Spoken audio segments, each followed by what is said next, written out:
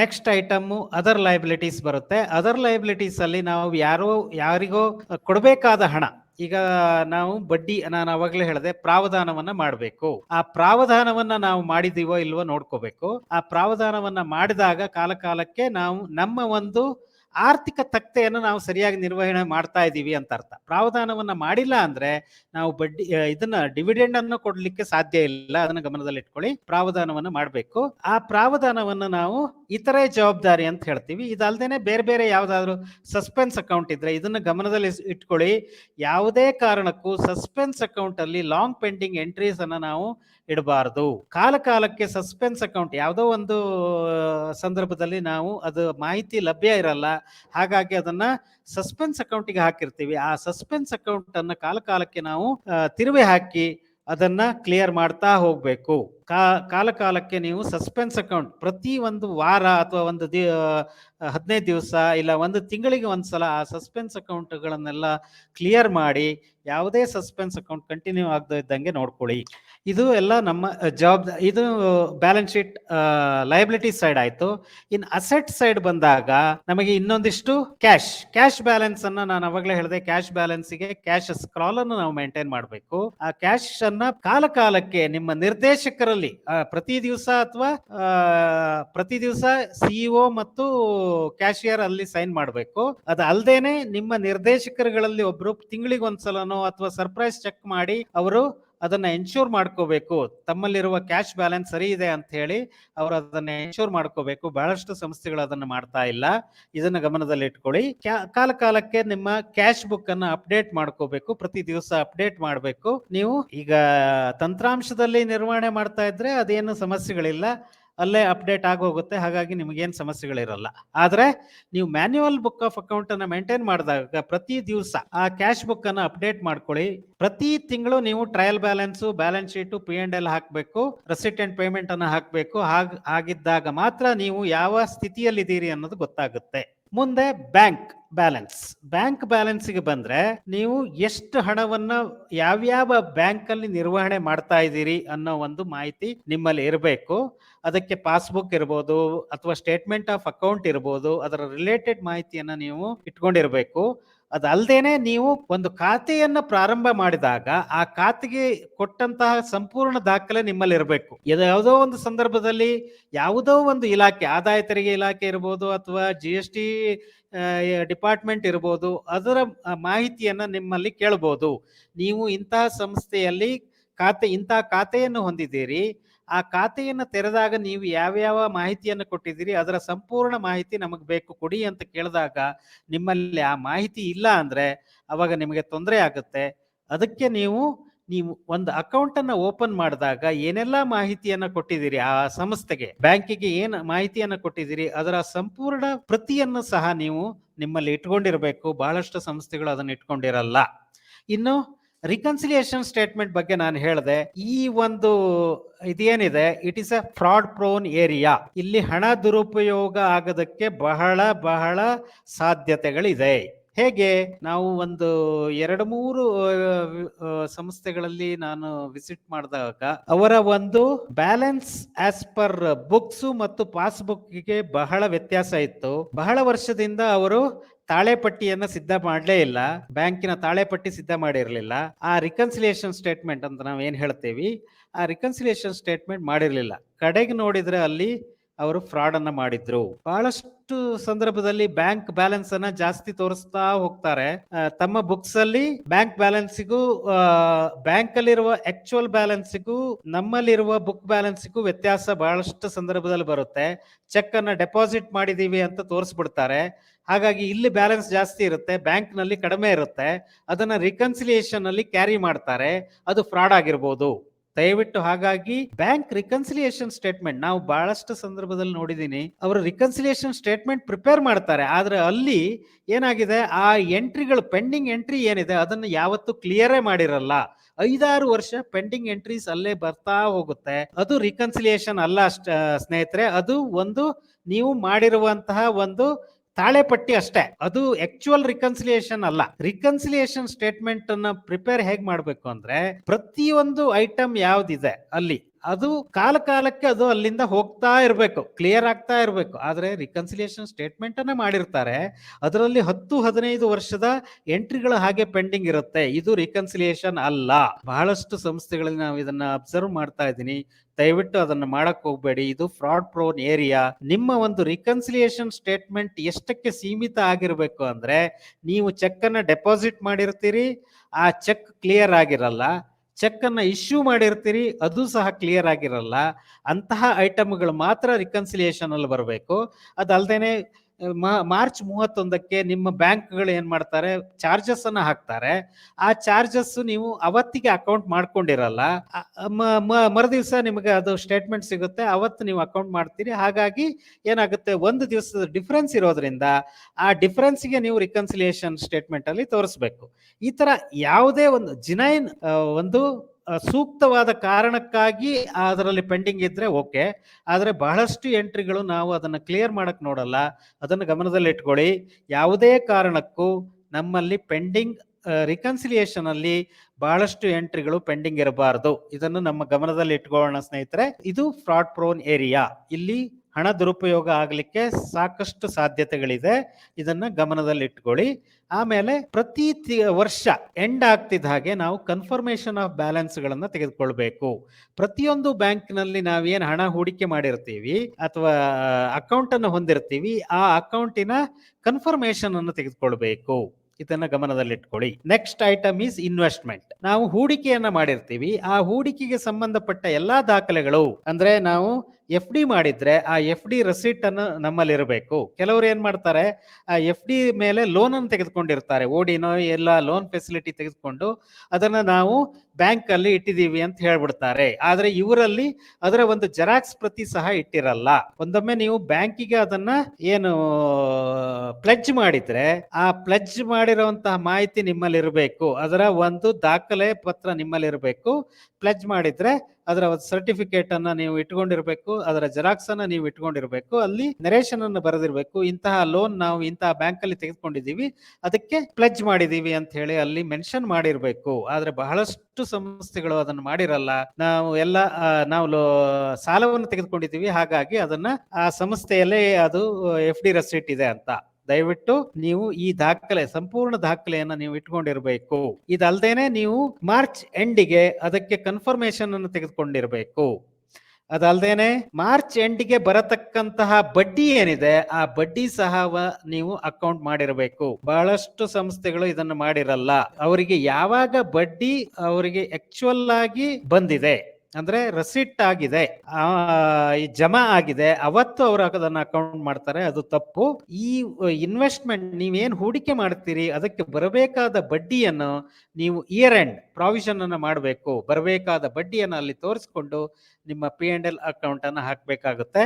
ಅದನ್ನ ಗಮನದಲ್ಲಿ ಇಟ್ಕೊಳ್ಳಿ. ಅದು ಅಲ್ದೇನೆ ನೀವು ಕನ್ಫರ್ಮೇಶನ್ ಅನ್ನು ತೆಗೆದುಕೊಳ್ಬೇಕು. ಕನ್ಫರ್ಮೇಶನ್ ನೀವು FD ಒಂದೇ ಅಲ್ಲ, ಇನ್ನು ಸರ್ಕಾರಿ ಬ್ಯಾಂಕ್ ಆಗಿದ್ರೆ ನೀವು ಗವರ್ಮೆಂಟ್ ಸೆಕ್ಯೂರಿಟೀಸ್ ಅಲ್ಲಿ ಇನ್ವೆಸ್ಟ್ ಮಾಡಿರ್ತೀರಿ. ಆ ಗವರ್ಮೆಂಟ್ ಸೆಕ್ಯೂರಿಟೀಸ್ ಅಲ್ಲಿ ಮಾಡಿರುವಂತಹ ಇನ್ವೆಸ್ಟ್ಮೆಂಟ್ ಏನಿದೆ ಅದನ್ನ ನೀವು ಅದಕ್ಕೆ ಕನ್ಫರ್ಮೇಶನ್ CSGL ಅಕೌಂಟ್ ಅಂತ ಇರುತ್ತೆ, ನೀವು ಅದನ್ನ ಡಿಮೆಟೀರಿಯಲೈಸ್ಡ್ ಫಾರ್ಮ್ಯಾಟ್ ಅಲ್ಲಿ ಅದನ್ನ ಇಟ್ಟಿರ್ತಾರೆ. ಅದಕ್ಕೆ ನೀವು ಇಯರ್ ಎಂಡಿಗೆ ಅವರಿಂದ ಕನ್ಫರ್ಮೇಶನ್ ಅನ್ನು ತೆಗೆದುಕೊಂಡಿರ್ಬೇಕು. ಅದಲ್ದೇನೆ ಫಿಮ್ಡಾ ವ್ಯಾಲ್ಯೂಯೇಷನ್, ನಿಮ್ಮ ವ್ಯಾಲ್ಯೂಯೇಷನ್, ಮಾರ್ಕೆಟ್ ವ್ಯಾಲ್ಯೂಯೇಷನ್ 31 ಮಾರ್ಚ್ ಅಂದ್ರೆ ಕಟ್ ಆಫ್ ಡೇಟಿಗೆ ಏನ್ ವ್ಯಾಲ್ಯೂಯೇಷನ್ ಇದೆ ಅದರ ಮಾಹಿತಿ ನಿಮ್ಮಲ್ಲಿ ಇರಬೇಕು. ಅದರ ಮಾಹಿತಿಯನ್ನ ತೆಗೆದುಕೊಂಡು ಒಂದೊಮ್ಮೆ ನಿಮ್ಮ ಒಂದು ಮಾರುಕಟ್ಟೆಯ ದರ, ನೀವು ಅದನ್ನ ಪರ್ಚೇಸ್ ಮಾಡಿದ ದರಕ್ಕಿಂತ ನೀವು ಯಾವ ದರದಲ್ಲಿ ಅದನ್ನ ಖರೀದಿ ಮಾಡಿದಿರಿ ಆ ದರಕ್ಕಿಂತ ಕಡಿಮೆ ಇದ್ದಲ್ಲಿ ಅದಕ್ಕೆ ನೀವು ಪ್ರಾವಿಷನ್ ಅನ್ನ ಮಾಡಬೇಕು. ಡಿಪ್ರಿಸಿಯೇಷನ್ ಅನ್ನ ಹಾಕಿ ನಿಮ್ಮ ಅಕೌಂಟ್ಸ್ ಅಲ್ಲಿ ಪ್ರಾವಿಷನ್ ಅನ್ನ ಮಾಡಬೇಕಾಗುತ್ತೆ. ಇದು ನೋಷನಲ್ ಲಾಸ್ ಆದ್ರೂ ಕೂಡ ನೀವು ಪ್ರಾವಿಷನ್ ಅನ್ನ ಮಾಡಬೇಕು. ಮಾಡಿಲ್ಲ ಅಂದ್ರೆ ತಪ್ಪಾಗುತ್ತೆ. ಇದನ್ನ ಗಮನದಲ್ಲಿ ಇಟ್ಕೊಳ್ಳಿ. ಬಹಳಷ್ಟು ಸಂಸ್ಥೆಗಳು ಇದನ್ನ ಮಾಡಿರಲ್ಲ. ಇನ್ನು ಪ್ರೀಮಿಯಂ ಅಲ್ಲಿ ಸೆಕ್ಯೂರಿಟಿಯನ್ನ ಪರ್ಚೇಸ್ ಮಾಡಿದ್ರೆ ಆ ಪ್ರೀಮಿಯಂ ಅನ್ನ ನೀವು ಎಷ್ಟು ವರ್ಷಕ್ಕೆ ತೆಗೆದುಕೊಂಡಿದ್ದೀರಿ, ಆ ಸೆಕ್ಯೂರಿಟಿ ಮೆಚುರಿಟಿ ಎಷ್ಟಿದೆ, ಎಷ್ಟು ಸಮಯ ಇದೆ, ಆ ಒಂದು ಸಮಯಕ್ಕೆ ಪ್ರತಿ ವರ್ಷ ನೀವು ಅಮಾರ್ಟೈಸ್ ಮಾಡಬೇಕಾಗುತ್ತೆ. ಅದನ್ನು ಗಮನದಲ್ಲಿಟ್ಕೊಳ್ಳಿ. ಆ ಪ್ರೀಮಿಯಂ ಅನ್ನ ಅಮಾರ್ಟೈಸ್ ಮಾಡ್ತಾ ಹೋಗ್ಬೇಕು. ಅದನ್ನು ಸಹ ನೀವು ಗಮನದಲ್ಲಿಟ್ಕೋಬೇಕು. ಮಾರ್ಚ್ಗೆ ನಿಮ್ಮ ಒಂದು ಸೆಕ್ಯೂರಿಟಿಯ ವ್ಯಾಲ್ಯೂ ಕಡಿಮೆ ಆಗಿದ್ರೆ ಅದಕ್ಕೆ ಡಿಪ್ರಿಸಿಯೇಷನ್ ಅನ್ನು ಹಾಕಬೇಕು. ಅದಲ್ಲದೆ ನಿಮಗೆ ಬ್ಯಾಂಕಿನಲ್ಲಿ ಇನ್ನೊಂದು ಇಂಪಾರ್ಟೆಂಟ್ RBI ಡೈರೆಕ್ಷನ್ ಪ್ರಕಾರ ನೀವು IFR ಅಂತ, ಇನ್ವೆಸ್ಟ್ಮೆಂಟ್ ಫ್ಲಕ್ಚುಯೇಷನ್ ರಿಸರ್ವ್ ಅಂತ ಮೇಂಟೈನ್ ಮಾಡಬೇಕಾಗುತ್ತೆ. ಅದನ್ನು ಸಹ ನೀವು ಗಮನದಲ್ಲಿ ಇಟ್ಕೋಬೇಕಾಗುತ್ತೆ. ಇದಿಷ್ಟು ಇನ್ವೆಸ್ಟ್ಮೆಂಟ್ ಗೆ ಸಂಬಂಧಪಟ್ಟಂತಹ ಮಾಹಿತಿ. ಮುಂದೆ ಹೋದ್ರೆ ನಾವು loans and advances loans and advances ಹೋಗೋಣ. ಸಾಲ ಮತ್ತು ಮುಂಗಡಗಳು. ಸಾಲ ಮುಂಗಡಗಳು ಬಹಳ ಇಂಪಾರ್ಟೆಂಟ್. ನಾವು ಕೊಟ್ಟಿರುವ ಸಾಲ ಎಷ್ಟು ಸೆಕ್ಯೂರ್ ಆಗಿದೆ ಅನ್ನೋದು ನಮಗೆ ಬಹಳ ಇಂಪಾರ್ಟೆಂಟ್ ಆಗುತ್ತೆ. ಕ್ವಾಲಿಟಿ ಆಫ್ ಅವರ್ ಅಸೆಟ್, ಯಾವುದೇ ಒಂದು ಸಹಕಾರಿ ಸಂಸ್ಥೆಯ ಅಸೆಟ್ಟಿನ ಒಂದು ಮೌಲ್ಯ ಏನಿದೆ, ಆ ಕ್ವಾಲಿಟಿ ಏನಿದೆ, ಅದು ಬಹಳ ಇಂಪಾರ್ಟೆಂಟ್. ನಾವು ಸಾಲವನ್ನು ಕೊಡುವಾಗ ಬಹಳ ಮುತುವರ್ಜಿ ವಹಿಸಬೇಕು ಸ್ನೇಹಿತರೆ. ನಮ್ಮ ಸದಸ್ಯರಿಗೆ ನಾವು ಏನ್ ಸಾಲವನ್ನು ಕೊಡ್ತೀವಿ ಆ ಸಾಲ ಮರುಪಾವತಿ ಆಗ್ಬೇಕು. ಇಲ್ಲಿ ಏನು ಅಂದ್ರೆ ನಾವು ಸ್ಟೇಕ್ ಹೋಲ್ಡರ್ಸ್ ಇರ್ತೀವಿ, ನಾವು ಪಾರ್ಟ್ನರ್ಸ್ ಇರ್ತೀವಿ, ನಾವು ಇನ್ವೆಸ್ಟರ್ಸ್ ಇರ್ತೀವಿ. ಅವರ ಜೊತೆ ನಾವು ಏನು ಜಾಯಿಂಟ್ ಇನ್ವೆಸ್ಟರ್ಸ್ ಅಂತ ಹೇಳ್ಬೋದು. ಆ ಸಾಲಗಾರರ ಜೊತೆ ನಾವು ಸಹ ಅಲ್ಲಿ ಹೂಡಿಕೆ ಮಾಡಿರೋದ್ರಿಂದ ಒಂದು, ನಾವು ಹೂಡಿಕೆ ಮಾಡಿದ ಹಣ ವಾಪಸ್ ಬರಬೇಕು, ಅದಕ್ಕೆ ಬಡ್ಡಿ ಸೇರಿ ವಾಪಸ್ ಬರಬೇಕು. ಬರೇ ಹೂಡಿಕೆ ಮಾಡಿದ ಹಣ ಅಷ್ಟೇ ವಾಪಸ್ ಬರೋದಲ್ಲ, ಅದಕ್ಕೆ ನಾವು ಬಡ್ಡಿ ಸಮೇತ ಅದನ್ನು ವಾಪಸ್ ತೆಗೆದುಕೊಳ್ಬೇಕು. ಅದನ್ನ ನಾವು ಗಮನದಲ್ಲಿ ಇಟ್ಕೊಳ್ಳೋಣ. ಆ ಒಂದು ಇದನ್ನ ಸ್ಥಿತಿಯನ್ನ ಗಮನದಲ್ಲಿ ಇಟ್ಕೊಂಡ್ರೆ ಈ ಸಾಲ ಮತ್ತು ಮುಂಗಡಗಳಿಗೆ ಸಂಬಂಧಪಟ್ಟಂತೆ ಏನೇನೆಲ್ಲ ದಾಖಲೆಗಳನ್ನ ನಾವು ನಿರ್ವಹಿಸಬೇಕು ಅಂದ್ರೆ, ಫಸ್ಟ್ ಅಗ್ರಿಮೆಂಟ್ ಇರಬೇಕು. ಈಗ ಸಾಲ ಹೇಗೆ ಪ್ರಕ್ರಿಯೆ ಹೇಗೆ ಅಂತ ನಾನು ಎಕ್ಸ್ಪ್ಲೈನ್ ಮಾಡಲ್ಲ, ಯಾಕಂದ್ರೆ ಸಮಯದ ಅಭಾವ. ಆದ್ರೆ ಸಾಲಕ್ಕೆ ಸಂಬಂಧಪಟ್ಟಾಗಿ ಏನೆಲ್ಲ ದಾಖಲೆಗಳು ಇರಬೇಕು ಅಂದ್ರೆ, ಫಸ್ಟ್ ನೀವು ಅವರ ಜೊತೆ ಅಗ್ರಿಮೆಂಟ್ ಅನ್ನ ಮಾಡ್ಕೋಬೇಕು. ಈ ಸದಸ್ಯರ ಬಂದಾಗ ನೀವು ಅವರ ಸಂಪೂರ್ಣ ಅಪ್ಲಿಕೇಶನ್ ಅನ್ನು ತೆಗೆದುಕೊಳ್ಬೇಕು, ಸಾಲಕ್ಕೆ ಅರ್ಜಿಯನ್ನ ತೆಗೆದುಕೊಳ್ಬೇಕು. ಅರ್ಜಿಯನ್ನ ತೆಗೆದುಕೊಂಡ್ಮೇಲೆ ಅವರು ಮೆಂಬರ್ ಆಗಿರ್ತಾರೆ. ಮೆಂಬರ್ ಆದ್ಮೇಲೆ ನೀವು ಅರ್ಜಿಯನ್ನ ತೆಗೆದುಕೊಳ್ಬೇಕು. ಅರ್ಜಿಯನ್ನು ತೆಗೆದುಕೊಂಡಾಗ ಆ ಅರ್ಜಿಯನ್ನ ಪರಿಶೀಲನೆ ಮಾಡಬೇಕು. ಆ ಪರಿಶೀಲನೆ ಮಾಡಿದಾಗ, ಪರಿಶೀಲನೆ ಮಾಡಿ ಅದಕ್ಕೆ ಬೇಕಾದಂತ ದಾಖಲೆಗಳು, ಯಾವ ಯಾವ ರೀತಿಯ ಸಾಲಕ್ಕೆ ಬಂದಿರ್ತಾರೆ ಆ ಸಾಲಕ್ಕೆ ತಕ್ಕಂತೆ. ಈಗ ಮಾರ್ಟ್ಗೇಜ್ ಲೋನಿಗೆ ಬಂದ್ರೆ, ಮಾರ್ಟ್ಗೇಜ್ ಲೋನ್ ಇಂದು ಇಂಪಾರ್ಟೆಂಟ್ ಡಾಕ್ಯುಮೆಂಟ್ ಯಾವ್ಯಾವ್ದು ಇರುತ್ತೆ, ಅವರಿದ್ದು ಸೇಲ್ ಡೀಡ್ ಬೇಕು, ಅಪ್ ಟು ಡೇಟ್ EC ಅನ್ನ ತೆಗೆದುಕೊಂಡಿರ್ಬೇಕು, ಆಮೇಲೆ ವ್ಯಾಲ್ಯೂಯೇಷನ್ ರಿಪೋರ್ಟ್ ಇರಬೇಕು, ಲೀಗಲ್ ಒಪಿನಿಯನ್ ಇರಬೇಕು. ಬಹಳಷ್ಟು ಸಂಸ್ಥೆಗಳಲ್ಲಿ ನಾವು ವಿಸಿಟ್ ಮಾಡಿದಾಗ ಈ ಎಲ್ಲಾ ಡಾಕ್ಯುಮೆಂಟ್ಗಳ ಅವರು ಒಂದು ಅಗ್ರಿಮೆಂಟ್ ಅನ್ನ ಮಾಡ್ಕೊಂಡಿರ್ತಾರೆ. ಆಮೇಲೆ ಸೇಲ್ ಡೀಡ್ ಅನ್ನ ಬಹಳಷ್ಟು ಸಂದರ್ಭದಲ್ಲಿ ತೆಗೆದುಕೊಂಡಿರ್ತಾರೆ. ಆದ್ರೆ ಅದನ್ನ ಮಾರ್ಟ್ಗೇಜ್ ಮಾಡಿಸಿರಲ್ಲ, EC ತೆಗೆದುಕೊಂಡಿರಲ್ಲ, ಲೀಗಲ್ ಒಪಿನಿಯನ್ ತೆಗೆದುಕೊಂಡಿರಲ್ಲ, ವ್ಯಾಲ್ಯೂಯೇಷನ್ ರಿಪೋರ್ಟ್ ಇರಲ್ಲ. ಈ ತರದ್ದು ಬಹಳಷ್ಟು ದಾಖಲೆಗಳ ಒಂದು ಅಭಾವ ಅಲ್ಲಿ ಕಂಡು ಬರುತ್ತೆ. ದಾಖಲೆಗಳನ್ನ ತೆಗೆದುಕೊಂಡಿರಲ್ಲ. ಇದು ತಪ್ಪು ಸ್ನೇಹಿತರೆ. ಅದು ಅಲ್ದೇನೆ ನೀವು ಮತ್ತೊಂದು ಇಂಪಾರ್ಟೆಂಟ್ ಏನು ಅಂದ್ರೆ, ಅದನ್ನ ಮಾರ್ಟ್ಗೇಜ್ ಮಾಡಿಸ್ಬೇಕು. ಮಾರ್ಟ್ಗೇಜ್ ಮಾಡಿಸುವಾಗ ನೀವು ಸಂಸ್ಥೆ ಹೆಸರು, ನಾನು ಹೇಳದ್ನಲ್ಲ, ಆ ಸಂಸ್ಥೆಯ ಹೆಸರಲ್ಲಿ ಮಾರ್ಟ್ಗೇಜ್ ಆಗ್ಬೇಕಾಗುತ್ತೆ. ಆ ಸದಸ್ಯ ಯಾರು ಮಾರ್ಟ್ಗೇಜ್ ಮಾಡ್ತಾರೆ ಅವರ ಸಂಪೂರ್ಣ ಮಾಹಿತಿಯನ್ನ ತೆಗೆದುಕೊಂಡು ನೀವು ಎಷ್ಟು ಸಾಲವನ್ನ ಕೊಡ್ತೀರಿ ಅದರ ಸಂಪೂರ್ಣ ಮಾಹಿತಿ ಆ ಮಾರ್ಟ್ಗೇಜ್ ಡೀಡ್ ನಲ್ಲಿ ಬರಬೇಕು. ಅದನ್ನ ಗಮನದಲ್ಲಿಟ್ಕೊಳ್ಳಿ. ಬಹಳಷ್ಟು ಸಲ ಮಾರ್ಟ್ಗೇಜ್ ಅನ್ನ ಮಾಡಿರಲ್ಲ, ಆ ಟೈಟಲ್ ಡೀಡ್ಸ್ ಅನ್ನ ಅಷ್ಟೇ ಇಟ್ಕೊಂಡಿರ್ತಾರೆ. ಅದು ಸೆಕ್ಯೂರಿಟಿ, ಯಾವತ್ತೂ ಸೆಕ್ಯೂರಿಟಿ ಆಗಲ್ಲ. ಇದನ್ನು ಗಮನದಲ್ಲಿ ಇಟ್ಕೊಳ್ಳಿ. ನಾವು ಭದ್ರತಾ ಸಾಲವನ್ನು ಕೊಟ್ಟಿದ್ದೀವಿ, ನಾವು ಮಾರ್ಟ್ಗೇಜ್ ಲೋನ್ ಅನ್ನು ಕೊಟ್ಟಿದ್ದೀವಿ ಅಂತ ಹೇಳ್ತಾರೆ, ಆದ್ರೆ ಅಲ್ಲಿ ನೋಡಿದಾಗ ಮಾರ್ಟ್ಗೇಜ್ ಆಗಿರಲ್ಲ. ಅದನ್ನ ಗಮನದಲ್ಲಿ ಇಟ್ಕೊಳ್ಳಿ. ಅಪ್ ಟು ಡೇಟ್ EC ಮತ್ತು ಟ್ಯಾಕ್ಸ್ ಪೇಡ್ ರೆಸಿಟ್ ಅನ್ನ ನೀವು ನಿಮ್ಮ ರೆಕಾರ್ಡ್ಸ್ ಅಲ್ಲಿ ಇಟ್ಕೊಂಡಿರ್ಬೇಕಾಗತ್ತೆ. ಬಹಳಷ್ಟು ಸಂದರ್ಭದಲ್ಲಿ ಅದನ್ನ ಇಟ್ಕೊಂಡಿರಲ್ಲ. ಇನ್ನು ಬಿಸಿನೆಸ್ ಲೋನ್ ಅನ್ನ ಕೊಟ್ಟಾಗ ಆ ಬಿಸಿನೆಸ್ ಲೋನು ಎಷ್ಟು ಪ್ರಮಾಣದಲ್ಲಿ ನೀವು ಕೊಡ್ತೀರಿ ಅದನ್ನ ಗಮನದಲ್ಲಿ ಇಟ್ಕೊಳ್ಳಿ. ಅವರ ಆದಾಯ, ನೀವೇನು ಸಾಲವನ್ನ ಕೊಡ್ತೀರಿ ಆ ಸಾಲ ಅವರು ಮರುಪಾವತಿ ಮಾಡುವ ಸ್ಥಿತಿಯಲ್ಲಿ ಇದಾರೋ ಇಲ್ವೋ, ಕ್ರೆಡಿಟ್ ಅಪ್ರೈಸಲ್ ಅಂತ ಹೇಳ್ತೀವಿ ನಾವು. ಆ ಕ್ರೆಡಿಟ್ ಅಪ್ರೈಸಲ್ ಬಹಳಷ್ಟು ಸಂಸ್ಥೆಗಳಲ್ಲಿ ಆಗ್ತಾ ಇಲ್ಲ. ಇದನ್ನ ಗಮನದಲ್ಲಿ ಇಟ್ಕೊಳ್ಳಿ ಸ್ನೇಹಿತರೆ. ಕ್ರೆಡಿಟ್ ಅಪ್ರೈಸಲ್ ಅಂದ್ರೆ ಏನು? ನೀವು ಒಂದು ಸಾಲವನ್ನ ಕೊಡ್ತೀರಿ, ಆ ಸಾಲ ಮರುಪಾವತಿ ಆಗ್ಬೇಕು. ಮರುಪಾವತಿ ವಿತ್ ಬಡ್ಡಿ ಸೇರಿ ಅವರು ಮರುಪಾವತಿಯನ್ನು ಮಾಡೋ ಸ್ಥಿತಿಯಲ್ಲಿ ಇದಾರೋ ಇಲ್ವೋ ಅಂತ ಹೇಗೆ ಗೊತ್ತಾಗುತ್ತೆ ನಿಮಗೆ ಅಂದ್ರೆ, ಅವರ ಆದಾಯ ಎಷ್ಟು ಆದಾಯವನ್ನು ನಾವು ಬಹಳಷ್ಟು ಸಂಸ್ಥೆಗಳಲ್ಲಿ ನೋಡಿದಾಗ ಏನಿದೆ ಅಂದ್ರೆ, ಅವರು ಇನ್ಕಮ್ ಟ್ಯಾಕ್ಸ್ ರಿಟರ್ನ್ ಏನೋ ಒಂದು ಕೊಟ್ಟಿರ್ತಾರೆ, ಆದಾಯಕ್ಕೆ ಒಂದು ಮಾಹಿತಿ ಅಂತ ಕೊಡ್ತಾರೆ, ಪ್ರೂಫ್ ಅಂತ. ಆ ಇದನ್ನ ತೆಗೆದುಕೊಂಡ್ರೆ ಇವರ ರೀಪೇಮೆಂಟ್ ಏನಿದೆ, ರೀಪೇಮೆಂಟ್ ಸುಮಾರು 50,000 ಇದೆ. ಆದ್ರೆ ಅವರು ಡಿಕ್ಲೇರ್ ಮಾಡಿರೋ ಇನ್ಕಮ್ ನೋಡಿದ್ರೆ ಒಂದ್ 2 ಲಕ್ಷನೋ 3 ಲಕ್ಷನೋ ಡಿಕ್ಲೇರ್ ಮಾಡಿರ್ತಾರೆ. ಅವರು ಯಾವುದೇ ಕಾರಣಕ್ಕೂ ತಿಂಗಳಿಗೆ 50,000 ರೀಪೇಮೆಂಟ್ ಮಾಡೋ ಸ್ಥಿತಿಯಲ್ಲಿ ಇರಲ್ಲ. ಆದ್ರೆ ಸಂಸ್ಥೆ ಅದಕ್ಕೆ ಸಾಲವನ್ನು ಕೊಟ್ಟಿದೆ. ಆ ಸಾಲ ರೀಪೇಮೆಂಟ್ ಆಗುತ್ತೋ ಇಲ್ಲೋ ಅನ್ನೋ ಭರವಸೆನೇ ಇರಲ್ಲ. ಅಂತಹ ಸಾಲಗಳನ್ನು ನೀವು ಕೊಡಬೇಡಿ. ಕೊಡುವಾಗ ಅವರ ಆರ್ಥಿಕ ಸ್ಥಿತಿಯನ್ನು ನೋಡಿ ಕೊಡಬೇಕು. ಬಹಳಷ್ಟು ಸಂದರ್ಭದಲ್ಲಿ ನಮ್ಮಲ್ಲಿ ಏನು ಅಂದ್ರೆ, ನಾವು ಸೆಕ್ಯೂರಿಟಿ ಓರಿಯೆಂಟೆಡ್, ಕೋರ್ಸ್ ನಮ್ಮಲ್ಲಿ ಏನು ಅಂದ್ರೆ ಸಹಕಾರಿ ಸಂಸ್ಥೆಗಳಲ್ಲಿ ನಾವು ಭದ್ರತಾ ರಹಿತ ಸಾಲವನ್ನು ಕೊಡ್ಲಿಕ್ಕೆ ಆಗಲ್ಲ ಬಹಳಷ್ಟು ಸಂದರ್ಭದಲ್ಲಿ. ಯಾಕೆ ಅಂದ್ರೆ ಬಹಳಷ್ಟು ಸಂದರ್ಭದಲ್ಲಿ ಆ ಲೋನ್ ರಿಕವರಿನೇ ಆಗದೆ ಇರಬಹುದು. ಅದಕ್ಕೆ ನಾವು ಸೆಕ್ಯೂರಿಟಿಯನ್ನು ತೆಗೆದುಕೊಳ್ತೀವಿ. ಆ ಸೆಕ್ಯೂರಿಟಿ ಸಹ ರಿಯಲೈಸ್ ಆಗದೆ ಇರಬಹುದು. ಅದನ್ನು ಸಹ ನಾವು ಗಮನದಲ್ಲಿ ಇಟ್ಕೋಬೇಕು. ಆ ಭದ್ರತಾ ಸಾಲವನ್ನು ಕೊಡೋದು ಅಷ್ಟೇ ಅಲ್ಲ, ಕೊಟ್ಟಾಗ ಆ ಸಾಲದ ರೀಪೇಮೆಂಟ್ ಸರಿಯಾಗಿ ಆಗ್ತಾ ಇದೆಯೋ ಇಲ್ಲೋ ಅನ್ನೋದನ್ನು ನಾವು ಸಹ ಎನ್ಶೂರ್ ಮಾಡ್ಕೋಬೇಕು. ಅದಕ್ಕೆ ಅವರ ಆದಾಯ ಒಂದು ಆದಾಯದ ಒಂದು ಪ್ರೂಫ್ ಅನ್ನು ನಾವು ತೆಗೆದುಕೊಳ್ಬೇಕು. ಅದಕ್ಕೆ ಏನ್ ತೆಗೆದುಕೊಳ್ಬಹುದು? ಅವರ ಇನ್ಕಮ್ ಟ್ಯಾಕ್ಸ್ ರಿಟರ್ನ್ ಅನ್ನು ತೆಗೆದುಕೊಳ್ಬೇಕು. ಅದನ್ನ ಪರಿಶೀಲನೆ ಮಾಡಬೇಕು. ಒಂದೊಮ್ಮೆ ಅವ್ರ ಇನ್ಕಮ್, ಈಗ ಅಗ್ರಿಕಲ್ಚರ್ ಇನ್ಕಮ್ ಅಷ್ಟೇ ಇದೆ ಅಂದ್ರೆ ಅವರ RTC ಇರ್ಬೋದು, ಅಗ್ರಿಕಲ್ಚರ್ ಇನ್ಕಮ್ಗೆ ಸಂಬಂಧಪಟ್ಟ ಇತರೆ ದಾಖಲೆಗಳಿರ್ಬೋದು, ಬಿಲ್ಸ್ಗಳಿರುತ್ತೆ. ಅವರು ಯಾವುದೋ ಒಂದು ಸಂಸ್ಥೆ ಥ್ರೂ ಸೇಲ್ ಮಾಡಿದ್ರೆ ಅದರ ಬಿಲ್ಗಳಿರುತ್ತೆ.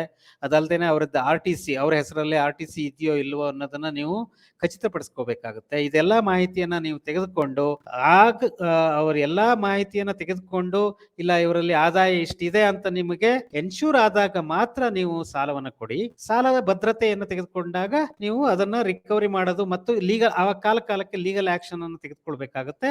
ಅದನ್ನ ಗಮನದಲ್ಲಿ ಇಟ್ಕೊಳ್ಳಿ. ಬಹಳಷ್ಟು ಸಂದರ್ಭದಲ್ಲಿ ನಾವು ನೋಟಿಸ್ ಸಹ ಇಶ್ಯೂ ಮಾಡಿರಲ್ಲ. ನೋಟಿಸ್ ಅನ್ನ ಇಶ್ಯೂ ಮಾಡಿ, ಯಾವಾಗ ನಮ್ಮಲ್ಲಿ ಏನಾಗಿದೆ, ಸಹಕಾರಿ ಸಂಸ್ಥೆಗಳಲ್ಲಿ ಒಂದು ದೊಡ್ಡ ಅನಾನುಕೂಲತೆ ಏನು ಅಂದ್ರೆ, ನಮಗೆ ರಿಕವರಿ ಮಂತ್ ಅಂತ, ರಿಕವರಿ ಕ್ವಾರ್ಟರ್ ಅಥವಾ ಮಂತ್ ಅಂತ ನಾವು ಏನ್ ಅನ್ಕೊಂತೀವಿ, ಅದು ಜನವರಿ ಟು ಮಾರ್ಚ್ ಅಂತ ನಾವು ಅನ್ಕೊಂಡ್ಬಿಟ್ಟಿದೀವಿ. ಬಹಳಷ್ಟು ಸಹಕಾರಿ ಸಂಸ್ಥೆಗಳಲ್ಲಿ ಇದೇ ಒಂದು ಫೀಚರ್ ಅನ್ನು ನಾವು ನೋಡಬಹುದು. ಆದ್ರೆ ಸ್ನೇಹಿತರೆ, recovery is every day affair. ಇದನ್ನ ನಾವು ಗಮನದಲ್ಲಿ ಇಟ್ಕೊಳ್ಳೋಣ. ಆ ರಿಕವರಿಯನ್ನ, ನಾನು ರಿಕವರಿ ಬಗ್ಗೆ ಜಾಸ್ತಿ ಹೇಳಲ್ಲ, ಆದ್ರೆ ಸಾಲ ನಮಗೆ ಯಾವಾಗ ಮರುಪಾವತಿ ಆಗ್ತಾ ಇರಲ್ಲ, ಮರುಪಾವತಿ ಆಗೋದು ಕಷ್ಟ ಇದೆ, ಪ್ರತಿ ದಿವಸ ನಾವು ರಿಕವರಿಯನ್ನ ಮಾಡಿದಾಗ ಮಾತ್ರ ಇದು ಮರುಪಾವತಿ ಆಗ್ಲಿಕ್ಕೆ ಸಾಧ್ಯ. ಇನ್ನು ಬೇರೆ ಈ ವೆಹಿಕಲ್ ಲೋನ್ ಅನ್ನು ಕೊಡ್ತೀರಿ. ವೆಹಿಕಲ್ ಲೋನ್ ಅನ್ನು ಕೊಟ್ರೆ ಅದಕ್ಕೆ ಸಂಬಂಧಪಟ್ಟ ದಾಖಲೆಗಳು ಅದು ಯಾವ್ಯಾವ್ದು? ಫಾರಂ B ಅನ್ನು ತೆಗೆದುಕೊಳ್ಬೇಕು ನೀವು. ನಿಮ್ಮ ಹೆಸರಿಗೆ ಅದು ಇದಾಗಿರ್ಬೇಕು, ಏನು ಹೈಪಾಥಿಕೇಟ್ ಆಗಿರ್ಬೇಕಾಗುತ್ತೆ. ಆ ಹೈಪಾಥಿಕೇಶನ್ಗೆ ರಿಲೇಟೆಡ್ ಆಗಿ ಅಲ್ಲಿ ಇದರಲ್ಲಿ RTO ರೆಕಾರ್ಡ್ಸ್ ಅಲ್ಲಿ ಅದು ಬಂದಿರಬೇಕು. ನಿಮ್ಮ ಸಂಸ್ಥೆ ಹೆಸರು ಅಲ್ಲಿ ಬಂದಿರಬೇಕು. ಇನ್ಶೂರೆನ್ಸ್ ಅಲ್ಲಿ ಆ ರೆಕಾರ್ಡ್ ಬರಬೇಕಾಗುತ್ತೆ. ನೀವು ಇನ್ಶೂರೆನ್ಸ್ ಅನ್ನು ತೆಗೆದುಕೊಳ್ಬೇಕು. ಅವರ ಒಂದು ಫಾರಂ B ಎಕ್ಸ್ಟ್ರಾಕ್ಟ್ ಅನ್ನ ತೆಗೆದುಕೊಳ್ಬೇಕು. ಡೂಪ್ಲಿಕೇಟ್ ಕೀ ಅದೇನ್ ಬೇಕು ಅಂತೇನಿಲ್ಲ, ನಾಟ್ ಸೋ ಎಸೆನ್ಷಿಯಲ್, ಆದ್ರೆ ಅದು ಇದ್ರೆ ತಗೊಳ್ಳಿ.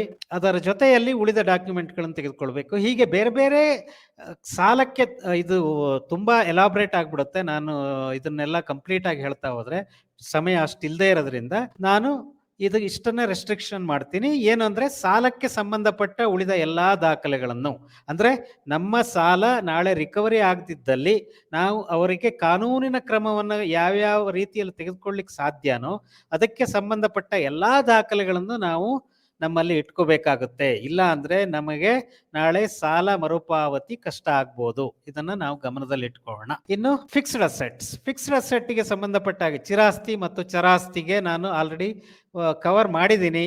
ನಾವು ಯಾವುದೇ ಒಂದು ಫಿಕ್ಸ್ಡ್ ಅಸೆಟ್ ಅನ್ನು ಹೊಂದಿದ್ರೆ ಅದಕ್ಕೆ ಸಂಬಂಧಪಟ್ಟ ಹಾಗೆ ಟೈಟಲ್ ಡೀಡ್ಸ್, ಅದರ up to date property paid receipt, ನಾವು ಬಿಲ್ಡಿಂಗ್ ಅನ್ನ ಕಟ್ಟಿದ್ರೆ ಲೈಸೆನ್ಸ್, ಅಪ್ರೂವ್ಡ್ ಲೈಸೆನ್ಸ್ ಅನ್ನ ಇರಬೇಕು. ಯಾವುದೇ ಕಾರಣಕ್ಕೂ ಆ ಲೈಸೆನ್ಸ್ ಕೊಟ್ಟಿರುವಂತಹ ಇದೇನಿದೆ, ಪರ್ಮಿಷನ್ ಏನಿದೆ, ಪರ್ಮಿಷನ್ ಅನ್ನ ವೈಲೇಷನ್ ಮಾಡದೇ ಇದ್ದಾಗ ನೋಡ್ಕೊಳ್ಳಿ. ಯಾವುದೇ ಕಾರಣಕ್ಕೂ ಅದನ್ನು ವೈಲೇಷನ್ ಮಾಡಿದ್ರೆ ನಾಳೆ ನಮ್ಮ ಬಿಲ್ಡಿಂಗ್ ಅನ್ನು ಅನ್ಆಥರೈಸ್ಡ್ ಬಿಲ್ಡಿಂಗ್ ಅಂತ ಹೊಡಿಲಿಕ್ಕೆ ಸಾಧ್ಯ ಇರುತ್ತೆ. ಹಾಗಾಗಿ ಅದನ್ನು ಮಾಡ್ಲಿಕ್ಕೆ ಹೋಗ್ಬೇಡಿ. ಇದಲ್ದೇನೆ ಇನ್ನು ನಾವು ಬಹಳಷ್ಟು ಸಂದರ್ಭದಲ್ಲಿ ಬೇರೆ ಬೇರೆ ಮುಂಗಡವನ್ನು ಕೊಟ್ಟಿರಬಹುದು. ಯಾವುದೋ ಒಂದು ಬಿಲ್ಡಿಂಗ್ ಅನ್ನ ನಾವು ಬಾಡಿಗೆಗೆ ತೆಗೆದುಕೊಂಡಿರ್ತೀವಿ. ಆ ಬಾಡಿಗೆಗೆ ತೆಗೆದುಕೊಂಡಾಗ ಕಾಲಕ್ಕೆ ಅದರ ಅಗ್ರಿಮೆಂಟ್ ಅನ್ನ ಬಾಡಿಗೆ ಕರಾರು ಪತ್ರವನ್ನ ಮಾಡ್ಕೊಂಡಿರ್ತೀವಿ. ಅದು ಎಷ್ಟೋ ಸಂದರ್ಭದಲ್ಲಿ ರಿನ್ಯೂವಲ್ಲೇ ಮಾಡಿಸಿರಲ್ಲ. ಏನು 11 ತಿಂಗಳಿಗೆ ನಾವು ಕರಾರು ಪತ್ರವನ್ನ ಮಾಡಿರ್ತೀವಿ, ಆ ಕರಾರು ಪತ್ರ ಕಾಲಕ್ಕೆ ರಿನ್ಯೂವಲ್ ಮಾಡಿರಲ್ಲ. ಇದು ಬಹಳ ದೊಡ್ಡ ತಪ್ಪು ಸ್ನೇಹಿತರೆ. ಇದನ್ನ ಯಾವಾಗ ಆ ಅಗ್ರಿಮೆಂಟ್ ಕರಾರು ಪತ್ರ ಇದಾಗುತ್ತೆ, ಅವಧಿ ಮುಗಿದಿರುತ್ತೆ, ಅದನ್ನ ರಿನ್ಯೂವಲ್ ಮಾಡ್ಬೇಕಾಗುತ್ತೆ. ಅದನ್ನ ಗಮನದಲ್ಲಿ ಇಟ್ಕೊಳ್ಳಿ. ಎಷ್ಟೋ ಸಂಸ್ಥೆಗಳು ಅದನ್ನ ರಿನ್ಯೂವಲ್ ಮಾಡಿರಲ್ಲ, ಇದನ್ನ ಗಮನದಲ್ಲಿ ಇಟ್ಕೊಳ್ಳಿ. ಇನ್ನು ಬೇರೆ ಇನ್ಯಾರಿಗೋ ಮುಂಗಡವನ್ನ ಕೊಟ್ಟಿದ್ರೆ, ಡೆಪಾಸಿಟ್ KEB ಡೆಪಾಸಿಟ್ ಅನ್ನ ಕೊಟ್ಟಿರ್ತೀರಿ, ಆಮೇಲೆ ಟೆಲಿಫೋನ್ ಡೆಪಾಸಿಟ್ ಅನ್ನ ಕೊಟ್ಟಿರ್ತೀರಿ, ಅದರ ಸಂಪೂರ್ಣ ಮಾಹಿತಿಯನ್ನ ನೀವು ಇಟ್ಕೊಳ್ಳಿ. ನಿಮ್ಮ ಬ್ಯಾಲೆನ್ಸ್ ಶೀಟ್ಗೆ ಸಂಬಂಧಪಟ್ಟ ಅಡವೆ ಪತ್ರಿಕೆಗೆ ಸಂಬಂಧಪಟ್ಟ ಹಾಗೆ ಎಲ್ಲಾ ಮಾಹಿತಿ ಏನಿದೆ, ಸಂಪೂರ್ಣ ಮಾಹಿತಿ ನಿಮ್ಮಲ್ಲಿ ಇದ್ರೆ ಒಳ್ಳೇದು. ಇದನ್ನ ಗಮನದಲ್ಲಿ ಇಟ್ಕೊಳ್ಳಿ. ಇನ್ನು ಇದಲ್ದೇನೆ ಲೆಕ್ಕ ಪರಿಶೋಧಕರಿಗೆ ಇನ್ನೊಂದಿಷ್ಟು ದಾಖಲೆಗಳನ್ನ ನೀವು ಕೊಡ್ಬೇಕಾಗತ್ತೆ ಸ್ನೇಹಿತರೆ. ರೂಲ್ 8C ನಲ್ಲಿ ಬಹಳಷ್ಟು ಈಗ ನಾವು ನಮ್ಮ ರೂಲ್ ಏನಿದೆ, ಸೌಹಾರ್ದ ಸಹಕಾರಿ ರೂಲ್ 8 ಅಲ್ಲಿ ಬೇರೆ ಬೇರೆ ಮಾಹಿತಿಯನ್ನ ಹೇಳಿದ್ದಾರೆ. ಅದನ್ನ ಸಂಕ್ಷಿಪ್ತವಾಗಿ ನೋಡೋಣ. ಏನೇನೆಲ್ಲ ದಾಖಲೆಗಳನ್ನ ನಾವು ನಿರ್ವಹಣೆ ಮಾಡಬೇಕು ಅನ್ನೋದು. ನಾನು ಇದನ್ನ ಇಲ್ಲಿ ಫಾರ್ಚುನೇಟ್ಲಿ ಅವರಿಗೆ ಇಂಗ್ಲಿಷ್ ಆಲ್ಫಾಬೆಟ್ ಅನ್ನ ತೆಗೆದುಕೊಂಡಿದ್ದಾರೆ. A to Z ಅಂದ್ರೆ 26 ಮಾಹಿತಿ ದಾಖಲೆ ಪತ್ರಗಳನ್ನ ಹೇಳಿದ್ದಾರೆ ಅವರಿಗೆ. ಸರ್ವಿಸ್ ಟ್ಯಾಕ್ಸ್, GST ಎಲ್ಲೋ ಅವರಿಗೆ ಆ ಸೆಕ್ಷನ್ಗಳ ಇದು ಗೊತ್ತಾಗ್ಲಿಲ್ಲ ಅನ್ಸುತ್ತೆ. ಅಲ್ಲಿ ಏನು ಅಂದ್ರೆ AAB, AAC, AAB, D, AAE ಈ ತರ ಎಷ್ಟು ಬೇಕಾದ್ರೂ ಹೋಗ್ಬೋದು ಸೆಕ್ಷನ್ಗಳು. ಫಾರ್ಚುನೇಟ್ಲಿ ನಮಗೆ ಈಗ ಅಷ್ಟೇ ಅವರು ರೆಸ್ಟ್ರಿಕ್ಟ್ ಆಗಿದ್ದಾರೆ ಅಂತ ಅನ್ಕೋಣ. A to Z ಅದನ್ನ ನಾನು ಸಂಕ್ಷಿಪ್ತವಾಗಿ ಓದ್ಬಿಡ್ತೀನಿ. ಸಹಕಾರಿಯ ಕಾರ್ಯನಿರ್ವಹಣೆ ಮತ್ತು ಸಾಮಾನ್ಯ ಮಾಹಿತಿಯ ತಕ್ತೆ. ಬಹಳಷ್ಟು ಸಹಕಾರಿ ಸಂಸ್ಥೆಗಳು ತಮ್ಮ ಉದ್ದೇಶಗಳಲ್ಲಿ ಬೇರೆ ಬೇರೆ ಉದ್ದೇಶವನ್ನ ಹಾಕೊಂಡಿರ್ತಾರೆ. ಕ್ರೆಡಿಟ್ ಆಕ್ಟಿವಿಟಿ ಒಂದೇ ಅಲ್ಲ, ಅದಲ್ದೇನೆ ಬೇರೆ ಬೇರೆ ಉದ್ದೇಶಗಳನ್ನ ಹಾಕೊಂಡಿರ್ತಾರೆ. ಅದರಲ್ಲಿ 90% ಉಳಿದ ವ್ಯವಹಾರವನ್ನು ಮಾಡ್ತಾ ಇರಲ್ಲ. ಇದು ತಪ್ಪು ಸ್ನೇಹಿತರೆ. ಬಹುಶಃ ಮನೋಹರ್ ಮಸ್ಕಿ ಅವರು ಬೈಲಾ ವಿಷಯವನ್ನ ಚರ್ಚೆ ಮಾಡುವಾಗ ಈ ವಿಷಯವನ್ನ ಚರ್ಚೆ ಮಾಡಿದ್ದಾರೆ ಅಂತ ಅಂದ್ಕೊಂಡಿದ್ದೀನಿ. ಆದ್ರೆ ಸಂಕ್ಷಿಪ್ತವಾಗಿ ಹೇಳ್ತೀನಿ. ನಿಮ್ಮಲ್ಲಿ ಏನೇನೆಲ್ಲ ಉದ್ದೇಶವನ್ನ ಹಾಕೊಂಡಿದ್ದೀರಿ, ಆ ಉದ್ದೇಶವನ್ನ ನೀವು ಎಷ್ಟು ಮಾಡ್ತೀರಿ ಅನ್ನೋ ಮಾಹಿತಿ ನಿಮ್ಮಲ್ಲಿ ಇರಬೇಕು. ಒಂದು. ಎರಡನೇದು, ನಾವು ಏನೋ ಗೊತ್ತಿಲ್ಲ ಒಂದು ಮಾಡೆಲ್ ಬೈಲಾ ಯಾರೋ ಮಾಡಿದ್ದಾರೆ, ಅದನ್ನ ಇಟ್ಕೊಂಡ್ವಿ, ಸಾವಿರಾರು ಉದ್ದೇಶವನ್ನ ಹಾಕೊಂಡು ಬಿಟ್ಟಿದೀವಿ. ಆದ್ರೆ ನಾವು ಮಾಡ್ತಾ ಇರೋದು ಬರೇ ಕ್ರೆಡಿಟ್ ಆಕ್ಟಿವಿಟಿ ಅಷ್ಟೇ ಮಾಡ್ತಾ ಇದ್ದೀವಿ. ಇದು ಸರಿನಾ? ಇದು ತಪ್ಪು ಸ್ನೇಹಿತರೆ. ಆದ್ರೆ ನಿಮ್ಮ ಏನು ಉದ್ದೇಶವನ್ನ ಹಾಕೊಂಡಿದಿರಿ, ಆ ಉದ್ದೇಶಕ್ಕೆ ಸರಿಯಾಗಿ ನೀವು ಇದನ್ನ ಮಾಡ್ತಾ ಇದ್ದೀರಾ, ಕೆಲಸವನ್ನ ಮಾಡ್ತಾ ಇದ್ದೀರಾ, ನಿಮ್ಮ ಕಾರ್ಯನಿರ್ವಹಣೆ ಏನಿದೆ ಅದರ ಸಂಪೂರ್ಣ ಮಾಹಿತಿಯನ್ನು ಹೊಂದಿದ ಒಂದು ಶೆಡ್ಯೂಲ್ ಅನ್ನ ನೀವು ಇಟ್ಕೋಬೇಕು. ಇದು ಎಲ್ಲಾ ಲೆಕ್ಕ ಪರಿಶೋಧಕರಿಗೆ ನೀವು ಹಾಜರುಪಡಿಸಬೇಕು. ಯಾವಾಗ ಆರ್ಥಿಕ ವರ್ಷ ಮುಗಿದು 30 ದಿನಗಳ ಒಳಗಾಗಿ, ಅಂದ್ರೆ ಏಪ್ರಿಲ್ 30ಕ್ಕೆ ನೀವು ಈ ಎಲ್ಲಾ ಅಂಶವನ್ನ ಒಳಗೊಂಡು ತಕ್ತೆಯನ್ನ ರೆಡಿ ಮಾಡಿ ನೀವು ಲೆಕ್ಕ ಪರಿಶೋಧಕರಿಗೆ ಹಾಜರುಪಡಿಸಬೇಕಾಗುತ್ತೆ. ಸಹಕಾರಿ ಕಾರ್ಯನಿರ್ವಹಣೆ ಸಾಮಾನ್ಯ ಮಾಹಿತಿಯ ತಕ್ತೆ. ಸಹಕಾರಿ ವರ್ಷಾಂತ್ಯಕ್ಕೆ ಆಡಳಿತ ಮಂಡಳಿಯು ನಗದು ಮತ್ತು ದಾಸ್ತಾನು ಪರಿಶೀಲನೆ ಮಾಡಿದ ತಕ್ತೆ. ಆಡಳಿತ ಮಂಡಳಿ, ಅವಾಗಲೇ ನಾನು ಹೇಳಿದೆ ಸ್ನೇಹಿತರೆ, ಅವರು ಕ್ಯಾಶ್ ಅನ್ನ ವೆರಿಫೈ ಮಾಡಿ ಸರ್ಟಿಫೈ ಮಾಡಿ ಇಡಬೇಕಾಗುತ್ತೆ. ಅದನ್ನ ಮಾಡಿದಾರ. ಕ್ಯಾಶು ಮತ್ತು ನಿಮ್ಮಲ್ಲಿ ಏನಾದರೂ ಸ್ಟಾಕ್ ಅನ್ನ ನೀವು ಮೇಂಟೈನ್ ಮಾಡ್ತಾ ಇದ್ರೆ ಆ ಸ್ಟಾಕ್ ಅನ್ನು ಅವರು ವೆರಿಫೈ ಮಾಡಿ ಸರ್ಟಿಫೈ ಮಾಡಬೇಕು. ಅದರ ಒಂದು ಮಾಹಿತಿಯನ್ನ ಒಳಗೊಂಡ ಒಂದು ಶೆಡ್ಯೂಲ್ ಅನ್ನ ನೀವು ಕೊಡಬೇಕಾಗುತ್ತೆ. ಬ್ಯಾಂಕ್ ತಾಳೆ ಮತ್ತು ಉಳಿಕೆ ಮೊಬಲಗು ದೃಢೀಕರಣ ತಕ್ತೆ. ಅವಾಗಲೇ ನಾನು ಹೇಳಿದೆ, ಬ್ಯಾಂಕ್ ತಾಳೆ ಅಂದ್ರೆ ರಿಕನ್ಸಿಲಿಯೇಷನ್ ಸ್ಟೇಟ್ಮೆಂಟ್ ಮತ್ತು ನಿಮ್ಮಲ್ಲಿ ಎಷ್ಟು ಬ್ಯಾಲೆನ್ಸ್ ಇದೆ ಅದರ ಕನ್ಫರ್ಮೇಶನ್, ಮೊಬಲಗು ದೃಢೀಕರಣ ಪತ್ರ, ಅದನ್ನು ಸಹ ನೀವು ನಿಮ್ಮ ಒಂದು ಲೆಕ್ಕ ಪರಿಶೋಧಕರಿಗೆ ಕೊಡಬೇಕು. ಸದಸ್ಯತ್ವ ಮತ್ತು ಷೇರು ಶೆಡ್ಯೂಲ್. ನಿಮ್ಮಲ್ಲಿ ಎಷ್ಟು ಜನ ಸದಸ್ಯರಿದ್ದಾರೆ ಅವರ ಸಂಪೂರ್ಣ ಮಾಹಿತಿಯನ್ನು ಒಳಗೊಂಡ ಒಂದು ಶೆಡ್ಯೂಲ್ ಅನ್ನ ನೀವು ಕೊಡಬೇಕು. ಆಡಳಿತ ಮಂಡಳಿ ಸದಸ್ಯರ ಮತ್ತು ನೌಕರರ ಪಟ್ಟಿ. ಆಡಳಿತ ಮಂಡಳಿಯಲ್ಲಿ ಎಷ್ಟು ಜನ ಸದಸ್ಯರಿದ್ದಾರೆ ಅವರ ಸಂಪೂರ್ಣ ಮಾಹಿತಿಯನ್ನ ನೀವು ಕೊಡಬೇಕು. ನೌಕರರು, ನಿಮ್ಮಲ್ಲಿ ಎಷ್ಟು ಜನ ನೌಕರರಿದ್ದಾರೆ ಆ ನೌಕರರ ಸಂಪೂರ್ಣ ಮಾಹಿತಿಯನ್ನು ಒಳಗೊಂಡ ಒಂದು ಪಟ್ಟಿಯನ್ನ ನೀವು ಕೊಡಬೇಕು. ಆಮೇಲೆ ಸದಸ್ಯತ್ವ ಮತ್ತು ಶೇರ್ ಶೆಡ್ಯೂಲ್. ನಿಮ್ಮಲ್ಲಿ ಎಷ್ಟು ಜನ ಸದಸ್ಯರಿದ್ದಾರೆ ಆ ಸದಸ್ಯರ ಒಂದು ಶೆಡ್ಯೂಲ್ ಅನ್ನ ನೀವು ಕೊಡಬೇಕು. ಅದಾಯ್ತಲ್ವಾ?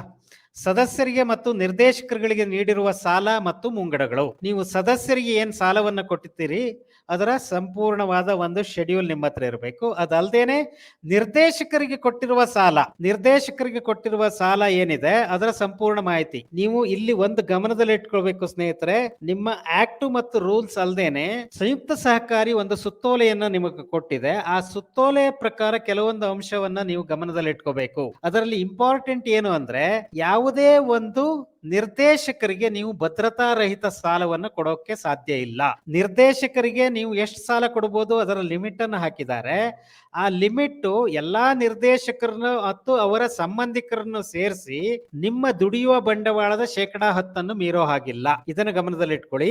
ನಿಮ್ಮ ನಿರ್ದೇಶಕರು ಮತ್ತು ಅವರ ಸಂಬಂಧಿಗಳು ಯಾರು ಅನ್ನೋದನ್ನ ಇದರಲ್ಲಿ ಹೇಳಿದ್ದಾರೆ.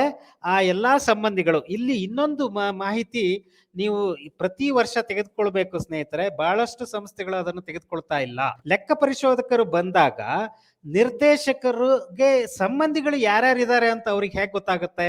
ಅದಕ್ಕೆ ಪ್ರತಿ ವರ್ಷ ನಿಮ್ಮ ಒಂದು ವರ್ಷದ ಮೊದಲ ಆಡಳಿತ ಮಂಡಳಿಯ ಸಭೆಯಲ್ಲಿ ಆಡಳಿತ ಮಂಡಳಿಯ ಸದಸ್ಯರು ಏನಿದ್ದಾರೆ ಅವರು ಒಂದು ಡಿಕ್ಲರೇಷನ್ ಅನ್ನು ಕೊಡಬೇಕು. ತಮ್ಮ ಸೆಲ್ಫ್ ಇಂಟ್ರೆಸ್ಟ್ ಅನ್ನ ಡಿಕ್ಲೇರ್ ಮಾಡಿ ಯಾರ್ಯಾರೆಲ್ಲ ತಮ್ಮ ಯಾರು ಸಂಬಂಧಿಗಳು ಈ ಸಂಸ್ಥೆಯಲ್ಲಿ ಸದಸ್ಯರಿದ್ದಾರೆ ಅನ್ನೋ ಮಾಹಿತಿಯನ್ನು ಒಳಗೊಂಡ ಮತ್ತು ಅವರ ಸಂಪೂರ್ಣ ಮಾಹಿತಿಯನ್ನು ಒಳಗೊಂಡ ಒಂದು ಡಿಕ್ಲರೇಷನ್, ದೃಢೀಕರಣ ಪತ್ರ ಅಂತ ಹೇಳ್ತೀವಿ ನಾವು, ಅದನ್ನ ನೀವು ತೆಗೆದುಕೊಳ್ಬೇಕು. ಅದನ್ನ ಪ್ರತಿಯೊಂದು ಆಡಳಿತ ಮಂಡಳಿಯ ಸದಸ್ಯರಿಂದ ಪ್ರತಿ ವರ್ಷ ಪ್ರಥಮ ಆಡಳಿತ ಮಂಡಳಿಯ ಸಭೆಯಲ್ಲಿ ಅದನ್ನ ತೆಗೆದುಕೊಳ್ಬೇಕು. ಇದನ್ನ ಗಮನದಲ್ಲಿಟ್ಕೊಳ್ಳಿ. ಬಹಳಷ್ಟು ಸಂಸ್ಥೆಗಳು ಇದನ್ನ ಮಾಡ್ತಾ ಇಲ್ಲ. ಇದನ್ನ ಗಮನದಲ್ಲಿಟ್ಕೊಳ್ಳಿ. ಪ್ರತಿಯೊಂದು ಆಡಳಿತ ಮಂಡಳಿಯ ಸದಸ್ಯರಿಂದ ಇದನ್ನ ಪ್ರಥಮ ಮೀಟಿಂಗ್ ಅಲ್ಲಿ, ಅಂದ್ರೆ ವರ್ಷದ ಪ್ರಥಮ ಮೀಟಿಂಗ್ ಅಲ್ಲಿ ತೆಗೆದುಕೊಳ್ಬೇಕು. ಅದನ್ನ ಗಮನದಲ್ಲಿಟ್ಕೊಳ್ಳಿ. ಅದರ ಜೊತೆಯಲ್ಲಿ ಅವರು ತಮ್ಮ ಸಂಬಂಧಿಗಳು ಯಾರು ಅನ್ನೋದನ್ನ ಅವರು ಅಲ್ಲಿ ಸ್ಪೆಸಿಫೈ ಮಾಡಿರ್ತಾರೆ, ಡಿಕ್ಲರೇಷನ್ ಅನ್ನು ಕೊಟ್ಟಿರ್ತಾರೆ. ಅವರಿಗೇನಾದ್ರೂ ನೀವು ಸಾಲವನ್ನ ಕೊಟ್ಟಿದ್ರೆ ಈ ಒಂದು ಮಿತಿಯಲ್ಲಿ 10% ವರ್ಕಿಂಗ್ ಕ್ಯಾಪಿಟಲ್, ನಿಮ್ಮ ದುಡಿಯುವ ಬಂಡವಾಳದ 10% ಮೀರೋ ಹಾಗಿಲ್ಲ. ಇನ್ನು ಒಬ್ಬ ಸದಸ್ಯರಿಗೆ ಕೊಡುವಂತ ಸಾಲ ನಿಮ್ಮ ದುಡಿಯುವ ಬಂಡವಾಳದ 5% ಮೀರೋ ಹಾಗಿಲ್ಲ. ಇದನ್ನು ಗಮನದಲ್ಲಿಟ್ಕೊಳ್ಳಿ. ಇದು ಎರಡು ನಿಮಗೆ ಲಿಮಿಟ್ ಅನ್ನ ಇದು ತಮ್ಮ ಸುತ್ತೋಲೆಯಲ್ಲಿ ಸಂಯುಕ್ತ ಸಹಕಾರಿ ಕೊಟ್ಟಿದೆ. ಸೊ ಸದಸ್ಯರಿಗೆ ಮತ್ತು ನಿರ್ದೇಶಕರಿಗೆ ನೀಡಿರುವ ಸಾಲ ಮತ್ತು ಮುಂಗಡಗಳ ತಕ್ತೆಯನ್ನ ನೀವು ಕೊಡಬೇಕಾಗುತ್ತೆ. ನೌಕರರಿಗೆ ನೀಡಿರುವ ಸಾಲ ಮತ್ತು ಮುಂಗಡಗಳು, ನೀವು ನೌಕರರಿಗೆ ಸಾಲವನ್ನ ಕೊಟ್ಟಿದ್ರೆ ಎಷ್ಟು ಸಾಲವನ್ನ ಅಥವಾ ಮುಂಗಡ ಅಡ್ವಾನ್ಸ್ ಕೊಟ್ಟಿದ್ರೆ ಅದರ ಶೆಡ್ಯೂಲ್ ಅನ್ನ ನೀವು ರೆಡಿ ಮಾಡಿ ನಿಮ್ಮ ಲೆಕ್ಕ ಪರಿಶೋಧಕರಿಗೆ ಕೊಡಬೇಕಾಗುತ್ತೆ. ತಗಾದೆ ವಸೂಲು ಮತ್ತು ಉಳಿಕೆ ತಕ್ತೆ, ನೀವೇನ್ DCB ಅಂತ ನಾವೇನ್ ಹೇಳ್ತೀವಿ, ಡಿಮಾಂಡ್ ಕಲೆಕ್ಷನ್ ಮತ್ತು ಬ್ಯಾಲೆನ್ಸ್, ಇದು ಬಹಳಷ್ಟು ಸಂಸ್ಥೆಗಳು ಮಾಡ್ತಾ ಇಲ್ಲ. ನಿಮ್ಮ ಎಷ್ಟು ಡಿಮಾಂಡ್ ಮಾಡಿದಿರಿ, ಎಷ್ಟು ಕಲೆಕ್ಷನ್ ಆಗಿದೆ, ಇನ್ನು ಬ್ಯಾಲೆನ್ಸ್ ರಿಕವರಬಲ್ ಎಷ್ಟಿದೆ, ಇನ್ನು ಬೇಸಿಕ್ ಅಕೌಂಟ್ಸೇ ರೆಡಿ ಮಾಡಲ್ಲ. ಇನ್ನು ಇದನ್ನ ಹೆಂಗೆ ಇದನ್ನೆಲ್ಲ ನಾವು ರೆಡಿ ಮಾಡಬೇಕು ಅಂದ್ರೆ ನಮ್ಮ ಲೆಕ್ಕಪತ್ರ ನಾವು ರೆಡಿ ಮಾಡಿ ಇಟ್ಕೋಬೇಕು. ಅದು ನಮಗೆ ಬೇಸ್ ಆಗುತ್ತೆ. ಆ ಒಂದು ಲೆಕ್ಕಪತ್ರದಿಂದ ನಾವು ಬೇರೆ ಬೇರೆ ಮಾಹಿತಿಯನ್ನ ಸಂಗ್ರಹಣೆ ಮಾಡಿ ಈ ಒಂದು ಶೆಡ್ಯೂಲ್ ಅನ್ನು ನಾವು ಕೊಡಬಹುದು. ಆದ್ರೆ ಬಹಳಷ್ಟು ಸಂಸ್ಥೆಗಳಲ್ಲಿ ಆ ಲೆಕ್ಕಪತ್ರ ನಿರ್ವಹಣೆ ಮಾಡದೇ ಇರೋದ್ರಿಂದ ಈ ಎಲ್ಲಾ ಶೆಡ್ಯೂಲ್ಗಳನ್ನ ಇಡ್ಲಿಕ್ಕೆ ಸಾಧ್ಯ ಇಲ್ಲ.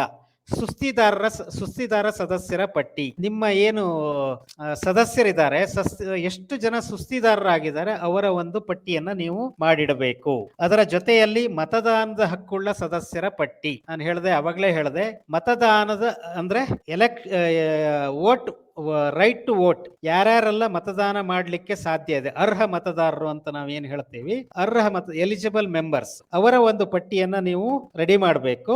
ಅವರ ಪಟ್ಟಿಯನ್ನ ರೆಡಿ ಮಾಡೋದಕ್ಕೆ ಬೇರೆ ಬೇರೆ ಕ್ರೈಟೀರಿಯಾ ಇದೆ. ಆ ಕ್ರೈಟೀರಿಯಾ ಪ್ರತಿ ವರ್ಷ ನೀವು ಮಾಡಿಟ್ಕೋಬೇಕಾಗುತ್ತೆ. ಇದನ್ನು ಸಹ ನೀವು ನಿಮ್ಮ ಲೆಕ್ಕ ಪರಿಶೋಧಕರಿಗೆ ಹಾಜರುಪಡಿಸಬೇಕು. ಹೂಡಿಕೆಗಳ ಮೇಲೆ ಮತ್ತು ಅವುಗಳ ದೃಢೀಕರಣ, ಹೂಡಿಕೆಗಳು ಮತ್ತು ಅವುಗಳ ದೃಢೀಕರಣ ಶೆಡ್ಯೂಲ್ಗಳು, ಅವಾಗಲೇ ನಾನು ಹೇಳಿದೆ, ನೀವು ಎಷ್ಟು ಇನ್ವೆಸ್ಟ್ ಮಾಡಿದಿರಿ, ಹೂಡಿಕೆ ಮಾಡಿದಿರಿ ಹೊರಗಡೆ, ಅದರ ಒಂದು ದೃಢೀಕರಣ ಪತ್ರ ನಿಮ್ಮಲ್ಲಿ ಇರಬೇಕು. ಮತ್ತು ಅದರ ಇದು ಏನು ನಿಮ್ಮಲ್ಲಿರುವ ಒಂದು ಶೆಡ್ಯೂಲ್, ಎಷ್ಟು ಇನ್ವೆಸ್ಟ್ ಮಾಡಿದಿರಲ್ಲ ಅದರ ಒಂದು ಶೆಡ್ಯೂಲ್ ಅನ್ನ ನೀವು ಇಟ್ಕೊಂಡಿರ್ಬೇಕು. ಕರಡು ಮತ್ತು ಸಂದೇಹಾಸ್ಪದ ಸಾಲಗಳ schedule, bad and doubtful debts, ನಿಮ್ಮಲ್ಲಿ ಎಷ್ಟು ನಮಗೆ ಇಲ್ಲಿ ನಾವು ಓವರ್ ಡ್ಯೂ ಸ್ಟೇಟ್ಮೆಂಟ್ ಅಷ್ಟೇ ನಾವು ಮಾಡ್ತೀವಿ. ಬಹಳಷ್ಟು ಸಹಕಾರಿ ಸಂಸ್ಥೆಗಳು ಓವರ್ ಡ್ಯೂ ಸ್ಟೇಟ್ಮೆಂಟ್ ಅನ್ನು ಮಾಡ್ತೀವಿ ಬಿಟ್ರೆ ಈ ಬ್ಯಾಡ್ ಅಂಡ್ ಡೌಟ್ಫುಲ್ ಡೆಟ್ಸ್ ಅಂತ ನಾವೇನ್ ಮಾಡಲ್ಲ. ಅದನ್ನ ಮಾಡುವಂತಹ ಸ್ಥಿತಿ ಬಂದ್ರೆ, ಅಂದ್ರೆ ಈಗ ಬ್ಯಾಂಕ್ಗಳಲ್ಲಿ ಮಾಡ್ತಾರೆ, ಬ್ಯಾಂಕ್ಗಳಲ್ಲಿ NPA ಸ್ಟೇಟ್ಮೆಂಟ್ ಅಂತ ಮಾಡ್ತಾರೆ. ಅದಕ್ಕೆ RBI ಗೈಡ್ಲೈನ್ಸ್ ಅನ್ನು ಕೊಟ್ಟಿದೆ. ಆ RBI ಗೈಡ್ಲೈನ್ಸ್ ಪ್ರಕಾರ ಅದನ್ನು ಇಟ್ಕೊಂಡು ಆ ಮಾದರಿಯಲ್ಲಿ ನಾವು ನಮ್ಮ ಒಂದು ಸಂಸ್ಥೆಗೆ ನಾವು ಮಾಡ್ಕೋಬಹುದು. ಅಂದ್ರೆ ನಾವು ಎಲ್ಲಿದ್ದೀವಿ, ನಮ್ಮ ಸಾಲ ಹೇಗಿದೆ, ಅದರ ಕ್ವಾಲಿಟಿ ಹೇಗಿದೆ ಅಂತ ತಿಳ್ಕೋಬೇಕು ಅಂದ್ರೆ ಇದರ ಪ್ರಯತ್ನವನ್ನು ನಾವು ಮಾಡ್ಬೋದು ಸ್ನೇಹಿತರೆ. ಅದನ್ನ ಗಮನದಲ್ಲಿಟ್ಕೊಂಡು ಅದನ್ನ ಮಾಡ್ಲಿಕ್ಕೆ ನಾವು ಪ್ರಯತ್ನವನ್ನ ಮಾಡೋಣ. ಆಮೇಲೆ ಅದರ ಜೊತೆಯಲ್ಲಿ ಸಾಲ ದೃಢೀಕರಣ ತಕ್ತೆಗಳು, ಇದರ ಜೊತೆಯಲ್ಲಿ ನಮಗೆ ಕಾಲಕಾಲಕ್ಕೆ ನಮ್ಮ ಒಂದು ಸದಸ್ಯರಿಗೆ ನಾವು ಏನ್ ಸಾಲವನ್ನ ಕೊಟ್ಟಿದ್ದೀವಿ, ಕಾಲಕಾಲಕ್ಕೆ ಅವರಿಂದ ದೃಢೀಕರಣ, ನಾವು ನಿಮಗೆ ಇಷ್ಟು ಸಾಲವನ್ನ ಕೊಟ್ಟಿದ್ದೀವಿ, ಇಷ್ಟು ಉಳಿಕೆ ಆಗಿದೆ, ಅದರಲ್ಲಿ ಬ್ಯಾಲೆನ್ಸ್ ಇಷ್ಟಿದೆ ಅಂತ ಹೇಳಿ ಅವರಿಂದ ಕನ್ಫರ್ಮೇಶನ್ ತೆಗೆದುಕೊಳ್ಬೇಕು. ಅದರ ಒಂದು ಶೆಡ್ಯೂಲ್ ಅನ್ನ ನೀವು ಲೆಕ್ಕ ಪರಿಶೋಧಕರಿಗೆ ಕೊಡಬೇಕಾಗುತ್ತೆ. ವರ್ಷದಲ್ಲಿ ಆಸ್ತಿಗಳಲ್ಲಿ ಹೂಡಿರುವ ಮೊಬಲಗಿನ ತಕ್ತೆ, ಅವಾಗಲೇ ಹೇಳಿದೆ ನಾನು, ನೀವು ಯಾವುದೇ ಒಂದು ಆಸ್ತಿಯಲ್ಲಿ ಹೂಡಿಕೆ ಮಾಡಿದಿರಿ ಅಂದ್ರೆ ಆ ಆಸ್ತಿಯಲ್ಲಿ ಎಷ್ಟು ಹಣ ಹೂಡಿಕೆ ಮಾಡಿದ್ರೆ ಅದಕ್ಕೆ ಸಂಬಂಧಪಟ್ಟಂತ ಬಿಲ್ಗಳು, ವೋಚರ್ಗಳು ಎಲ್ಲವನ್ನೂ ನೀವು ಇಟ್ಟಿರಬೇಕಾಗುತ್ತೆ.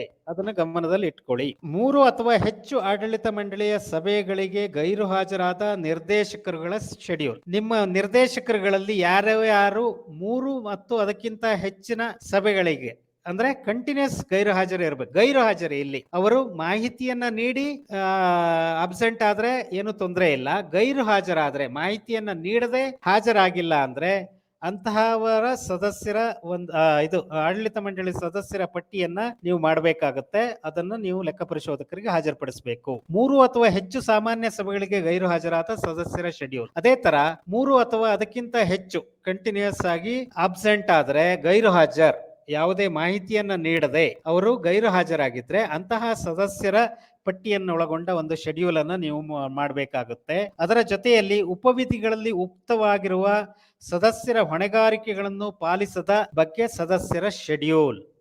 ಇಲ್ಲಿ ನಾವು ನಮ್ಮ ಉಪವಿಧಿಗಳಲ್ಲಿ ಸದಸ್ಯರು ಕನಿಷ್ಠ ವ್ಯವಹಾರವನ್ನು ಮಾಡಬೇಕು ಅಂತ ಹಾಕೊಂಡಿದೀವಿ. ಸದಸ್ಯರು ಅವರು ಮುಂದೆ ತಮ್ಮ ಸದಸ್ಯತ್ವವನ್ನು ಉಳಿಸ್ಕೋಬೇಕು ಅಂದ್ರೆ ಅವರು ಕನಿಷ್ಠ ವ್ಯವಹಾರವನ್ನು ಬೈಲಾ ಪ್ರಕಾರ ಮಾಡಬೇಕಾಗುತ್ತೆ ಸ್ನೇಹಿತರೆ. ಅಂತಹ ಕನಿಷ್ಠ ವ್ಯವಹಾರವನ್ನು ಮಾಡದೇ ಇರುವಂತಹ ಸದಸ್ಯರು ಯಾರ್ಯಾರಿದ್ದಾರೆ ಅಂತವರ ಒಂದು ಶೆಡ್ಯೂಲ್ ಅನ್ನ ಅವರಿಗೆ ಲೆಕ್ಕ ಪರಿಶೋಧಕರಿಗೆ ಹಾಜರುಪಡಿಸಬೇಕು. ಎಷ್ಟು ಜನ ಹಾಜರುಪಡಿಸ್ತಾ ಇದ್ದಾರೆ. ಹಣ ದುರುಪಯೋಗ ಮತ್ತು ಆರ್ಥಿಕ ಅವ್ಯವಹಾರಗಳ ಪ್ರಕರಣಗಳ ತಕ್ತೆ. ಸಂಸ್ಥೆಯಲ್ಲಿ ಏನಾದರೂ ಹಣ ದುರುಪಯೋಗ ಆಗಿದ್ದರೆ ಅಥವಾ ಅವ್ಯವಹಾರ ಆಗಿದ್ರೆ, ಆರ್ಥಿಕ ಅವ್ಯವಹಾರ ಆಗಿದ್ರೆ ಅಂತಹ ಮಾಹಿತಿಯನ್ನು ಒಳಗೊಂಡ ಒಂದು ತಕ್ತೆಯನ್ನ ನೀವು ಸಿದ್ಧಪಡಿಸಿ ನಿಮ್ಮ ಲೆಕ್ಕ ಪರಿಶೋಧಕರಿಗೆ ಕೊಡಬೇಕಾಗುತ್ತೆ. 1 ವರ್ಷ ಅಥವಾ ಅದಕ್ಕಿಂತ ಹೆಚ್ಚಿನ ಅವಧಿಗೆ ವಸೂಲಾಗದೇ ಇರುವ ಸಾಲ ಮುಂಗಡಗಳ ಶೆಡ್ಯೂಲ್. ಈಗ ನೀವು ಸಾಲವನ್ನ ಕೊಟ್ಟಿದ್ದೀರಿ, ಅದು ಓವರ್ ಡ್ಯೂ ಆಗಿದೆ, 1 ವರ್ಷ ಆದ್ರೂ ಅದು ರಿಕವರಿ ಆಗದೆ ಇರೋ ಅಂತದ್ದು, ಅಂದ್ರೆ 1 ವರ್ಷಕ್ಕಿಂತ ಜಾಸ್ತಿ ಯಾವುದು ಓವರ್ ಡ್ಯೂ ಆಗಿದೆ ಅಂತಹ ಸಾಲಗಾರರ ಪಟ್ಟಿಯನ್ನು ನೀವು ಸಿದ್ಧಪಡಿಸಿ ನಿಮ್ಮ ಲೆಕ್ಕ ಪರಿಶೋಧಕರಿಗೆ ಹಾಜರುಪಡಿಸಬೇಕು. ವ್ಯಾಜ್ಯ ಮತ್ತು ಜಾರಿ ಪ್ರಕರಣಗಳ ಶೆಡ್ಯೂಲ್. ನೀವು ಯಾವುದೇ ಒಂದು ಈ ಲೋನ್ ರಿಕವರಿ ಆಗಿಲ್ಲ ಅಂದ್ರೆ ಅಂತಹ ಒಂದು ಸದಸ್ಯರನ್ನ ನೀವು ವ್ಯಾಜ್ಯ ಅಂದ್ರೆ ಆರ್ಬಿಟ್ರೇಷನ್ ಮತ್ತು ಇಪಿ ಯಲ್ಲಿ ಕವರ್ ಮಾಡಿದ್ರೆ ಅವರ ಒಂದು ಮಾಹಿತಿಯನ್ನು ಒಳಗೊಂಡ ನೀವು ಏನು ಲೀಗಲ್ ಆಕ್ಷನ್ ಅನ್ನು ತೆಗೆದುಕೊಂಡಿದ್ದೀರಿ ಆ ಲೀಗಲ್ ಆಕ್ಷನ್ ಗೆ ಸಂಬಂಧಪಟ್ಟಾಗ ಏನೇನೆಲ್ಲ ಮಾಹಿತಿಯನ್ನ ಇರುವಂತಹ ಒಂದು ಶೆಡ್ಯೂಲ್ ಅನ್ನು ಸಹ ನೀವು ಕೊಡಬೇಕಾಗುತ್ತೆ. ಎಷ್ಟು ಕೇಸಲ್ಲಿ ಲೀಗಲ್ ಆಕ್ಷನ್ ತೆಗೆದುಕೊಂಡಿದ್ದೀರಿ, ಅದರ ನೋಟಿಸ್ ಅನ್ನ ಇಶ್ಯೂ ಮಾಡಿದಿರಿ, ಎಷ್ಟು ಕೇಸನ್ನ ಆರ್ಬಿಟ್ರೇಷನ್ಗೆ ಹಾಕಿದಿರಿ, ಎಷ್ಟು ಕೇಸ್ EPL ಇದೆ, ಇನ್ನು ಬ್ಯಾಂಕ್ ಆಗಿದ್ದಲ್ಲಿ ಸೆಕ್ಯುರಿಟೈಸೇಷನ್ ಆಕ್ಟ್ ಪ್ರಕಾರ ಎಷ್ಟು ಕೇಸ್ ಇದೆ ಅನ್ನೋ ಸಂಪೂರ್ಣ ಮಾಹಿತಿಯನ್ನು ಒಳಗೊಂಡ ಒಂದು ಶೆಡ್ಯೂಲ್ ಅನ್ನ ನೀವು ನಿಮ್ಮ ಲೆಕ್ಕ ಪರಿಶೋಧಕರಿಗೆ ಕೊಡಬೇಕಾಗುತ್ತೆ. ಮೀಸಲು ಇತರ ನಿಧಿಗಳ ಶೆಡ್ಯೂಲ್. ನಿಮ್ಮಲ್ಲಿ ಎಷ್ಟು ಮೀಸಲು ನಿಧಿ ಮತ್ತು ಇತರ ನಿಧಿಗಳನ್ನು ಹೊಂದಿದ್ದೀರಿ ಅದರ ಸಂಪೂರ್ಣ ಮಾಹಿತಿಯನ್ನು ಒಳಗೊಂಡ ಶೆಡ್ಯೂಲ್ ಅನ್ನು ಕೊಡಬೇಕು. ಠೇವಣಿದಾರರ ಶೆಡ್ಯೂಲ್, ಅವಾಗಲೇ ಹೇಳಿದೆ, ಡೆಪಾಸಿಟ್ ಶೆಡ್ಯೂಲ್ ಅನ್ನು ಕೊಡಬೇಕು. ಆಸ್ತಿ ಮತ್ತು ಸ್ವತ್ತುಗಳ ಶೆಡ್ಯೂಲ್. ನಿಮ್ಮಲ್ಲಿ ಏನೇನೆಲ್ಲ ಆಸ್ತಿಯನ್ನು ಹೊಂದಿದ್ದೀರಿ, ಚರ ಆಸ್ತಿ ಮತ್ತು ಸ್ಥಿರಾಸ್ತಿಯನ್ನು ಹೊಂದಿದ್ದೀರಿ ಅದರ ಸಂಪೂರ್ಣ ಮಾಹಿತಿಯನ್ನ ನೀವು ಶೆಡ್ಯೂಲ್ ಅನ್ನು ಕೊಡಬೇಕಾಗುತ್ತೆ. ಅಕೈರು ದಾಸ್ತಾನಿನ ಶೆಡ್ಯೂಲ್. ನಿಮ್ಮಲ್ಲಿ ಸ್ಟಾಕ್ ಇದ್ರೆ ಆ ಸ್ಟಾಕಿನ ಪ್ರಿಂಟಿಂಗ್ ಅಂಡ್ ಸ್ಟೇಷನರಿ ಇರಬಹುದು, ಇಲ್ಲ ನೀವು ಯಾವುದೋ ಒಂದು ಟ್ರೇಡಿಂಗ್ ಆಕ್ಟಿವಿಟಿಯನ್ನ ಮಾಡ್ತಾ ಇದ್ರೆ ಅದಕ್ಕೆ ಸಂಬಂಧಪಟ್ಟ ಹಾಗೆ ನಿಮ್ಮಲ್ಲಿ ಏನ್ ದಾಸ್ತಾನಿದೆ ಅದರ ಮಾಹಿತಿಯನ್ನು ಒಳಗೊಂಡ ಒಂದು ಶೆಡ್ಯೂಲ್ ಅನ್ನು ಸಹ ನೀವು ನಿಮ್ಮ ಲೆಕ್ಕ ಪರಿಶೋಧಕರಿಗೆ ಕೊಡಬೇಕು. ಅಕೈರು ದಾಸ್ತಾನಿನ ಶೆಡ್ಯೂಲ್ ಆಯ್ತು. ಉಪವಿಧಿಗಳಲ್ಲಿ ತಿಳಿಸಲಾಗಿರುವ ಉದ್ದೇಶಗಳಿಗೆ ಸಂಬಂಧಿಸಿದಂತೆ ನಾನು ಅವಾಗಲೇ ಕವರ್ ಮಾಡಿದ್ದೆ ಇದನ್ನ. ಉಪವಿಧಿಗಳಲ್ಲಿ ಏನೇನೆಲ್ಲ ನೀವು ಈಗ ಎಷ್ಟರ ಮಟ್ಟಿಗೆ ನೀವು ಉಪವಿಧಿಗಳಲ್ಲಿ ಬೇರೆ ಬೇರೆ ಉದ್ದೇಶಗಳನ್ನು ಹಾಕೊಂಡಿದ್ದೀರಿ, ಆ ಉದ್ದೇಶಗಳನ್ನು ಎಷ್ಟರ ಮಟ್ಟಿಗೆ ನೀವು ಪಾಲನೆ ಮಾಡಿದ್ದೀರಿ. ನೀವು ಬೇರೆ ಬೇರೆ ಆಕ್ಟಿವಿಟಿ ಹಾಕೊಂಡಿದ್ದೀರಿ, ಏನೋ ಇನ್ಶೂರೆನ್ಸ್ ಬಿಸ್ನೆಸ್ ಮಾಡಬೇಕು ಅಂತ ಹಾಕೊಂಡಿದ್ದೀರಿ, ಯಾವುದೋ ಒಂದು ಶಿಕ್ಷಣ ಸಂಸ್ಥೆಯನ್ನ ನಡೆಸಬೇಕು ಅಂತ ಹಾಕೊಂಡಿದ್ದೀರಿ, ಇಲ್ಲ ಯಾವುದೋ ಒಂದು ಟ್ರೇಡಿಂಗ್ ಆಕ್ಟಿವಿಟಿಯನ್ನ ಮಾಡಬೇಕು ಅಂತ ಹಾಕೊಂಡಿದ್ದೀರಿ, ಕ್ರೆಡಿಟ್ ಪತ್ತಿನ ವ್ಯವಹಾರವನ್ನು ಮಾಡಬೇಕು ಅಂತ ಹಾಕೊಂಡಿದ್ದೀರಿ, ಇಲ್ಲ ಒಂದು ಟ್ರಾವೆಲ್ ಏಜೆನ್ಸಿಯನ್ನು ನಡೆಸಬೇಕು ಅಂತ ಏನೋ ಹಾಕೊಂಡಿದ್ದೀರಿ.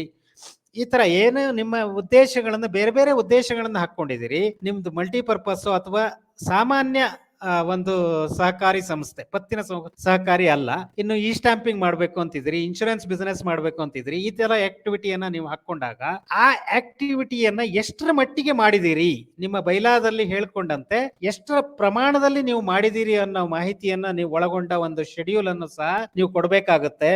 ಬಹಳಷ್ಟು ಸಂಸ್ಥೆಗಳು ಇದನ್ನ ಮಾಡಿರಲ್ಲ. ಎಂಬ ಶೆಡ್ಯೂಲ್ ವರ್ಗವಾರು ಕೊಡಬೇಕು. ಸದಸ್ಯರಿಗೆ ನೀಡಿರುವ ಸಾಲ ಮತ್ತು ಮುಂಗಡಗಳ ಶೆಡ್ಯೂಲ್, ನೀವು ಸದಸ್ಯರಿಗೆ ಏನು ಲೋನ್ ಅನ್ನು ಕೊಟ್ಟಿದ್ದೀರಿ, ಅಡ್ವಾನ್ಸ್ ಅನ್ನು ಕೊಟ್ಟಿದ್ದೀರಿ, ಅದರ ಸಂಪೂರ್ಣ ಮಾಹಿತಿಯನ್ನು ಒಳಗೊಂಡ ಒಂದು ಶೆಡ್ಯೂಲ್ ಅನ್ನು ನೀವು ಕೊಡಬೇಕಾಗುತ್ತೆ. ಇದು ಎ ಟು ಝಡ್, ಅಂದ್ರೆ ನಾನು ಅವಾಗಲೇ ಹೇಳಿದೆ, ಎ ಇಂದ ಝಡ್ ವರೆಗೆ ಮಾಹಿತಿಯನ್ನ ನೀವು ಕೊಡಬೇಕು. ಇದಿಷ್ಟು ನೀವು ಕೊಡ್ಲೇಬೇಕಾದ ಮಾಹಿತಿ. ನಾನು ಹೇಳ್ತೀನಿ, 90% ಸಹಕಾರಿ ಸಂಸ್ಥೆಗಳು ಇವತ್ತೂ ಸಹ ಈ ಮಾಹಿತಿಯನ್ನ ಒದಗಿಸ್ತಾ ಇಲ್ಲ. ಇದು ಸರಿನಾ? ಲೆಕ್ಕ ಪರಿಶೋಧಕರಿಗೆ ನೀವು ಸರಿಯಾಗಿ ಮಾಹಿತಿಯನ್ನು ಕೊಟ್ಟಿಲ್ಲ ಅಂದ್ರೆ ನೀವು ಕಾಯ್ದೆಯನ್ನ ಉಲ್ಲಂಘನೆ ಮಾಡಿದಾಗೆ ಆಗುತ್ತೆ. ಲೆಕ್ಕ ಪರಿಶೋಧಕರಿಗೆ ಅವರು ತಮ್ಮ ಅಭಿಪ್ರಾಯವನ್ನು ವ್ಯಕ್ತಪಡಿಸಲು ಈ ಎಲ್ಲಾ ಮಾಹಿತಿ ಅವರಿಗೆ ಅನುಕೂಲ ಆಗುತ್ತೆ. ಆದ್ರೆ ಬಹಳಷ್ಟು ಸಂಸ್ಥೆಗಳು ಲೆಕ್ಕ ಪರಿಶೋಧಕರು ಬರಬೇಕು, ಅವ್ರು ಬಂದ ಮೇಲೆ ಅದನ್ನ ಅವ್ರು ಪ್ರಿಪೇರ್ ಮಾಡಬೇಕು, ಆಮೇಲೆ ಆಡಿಟ್ ಮಾಡಬೇಕು.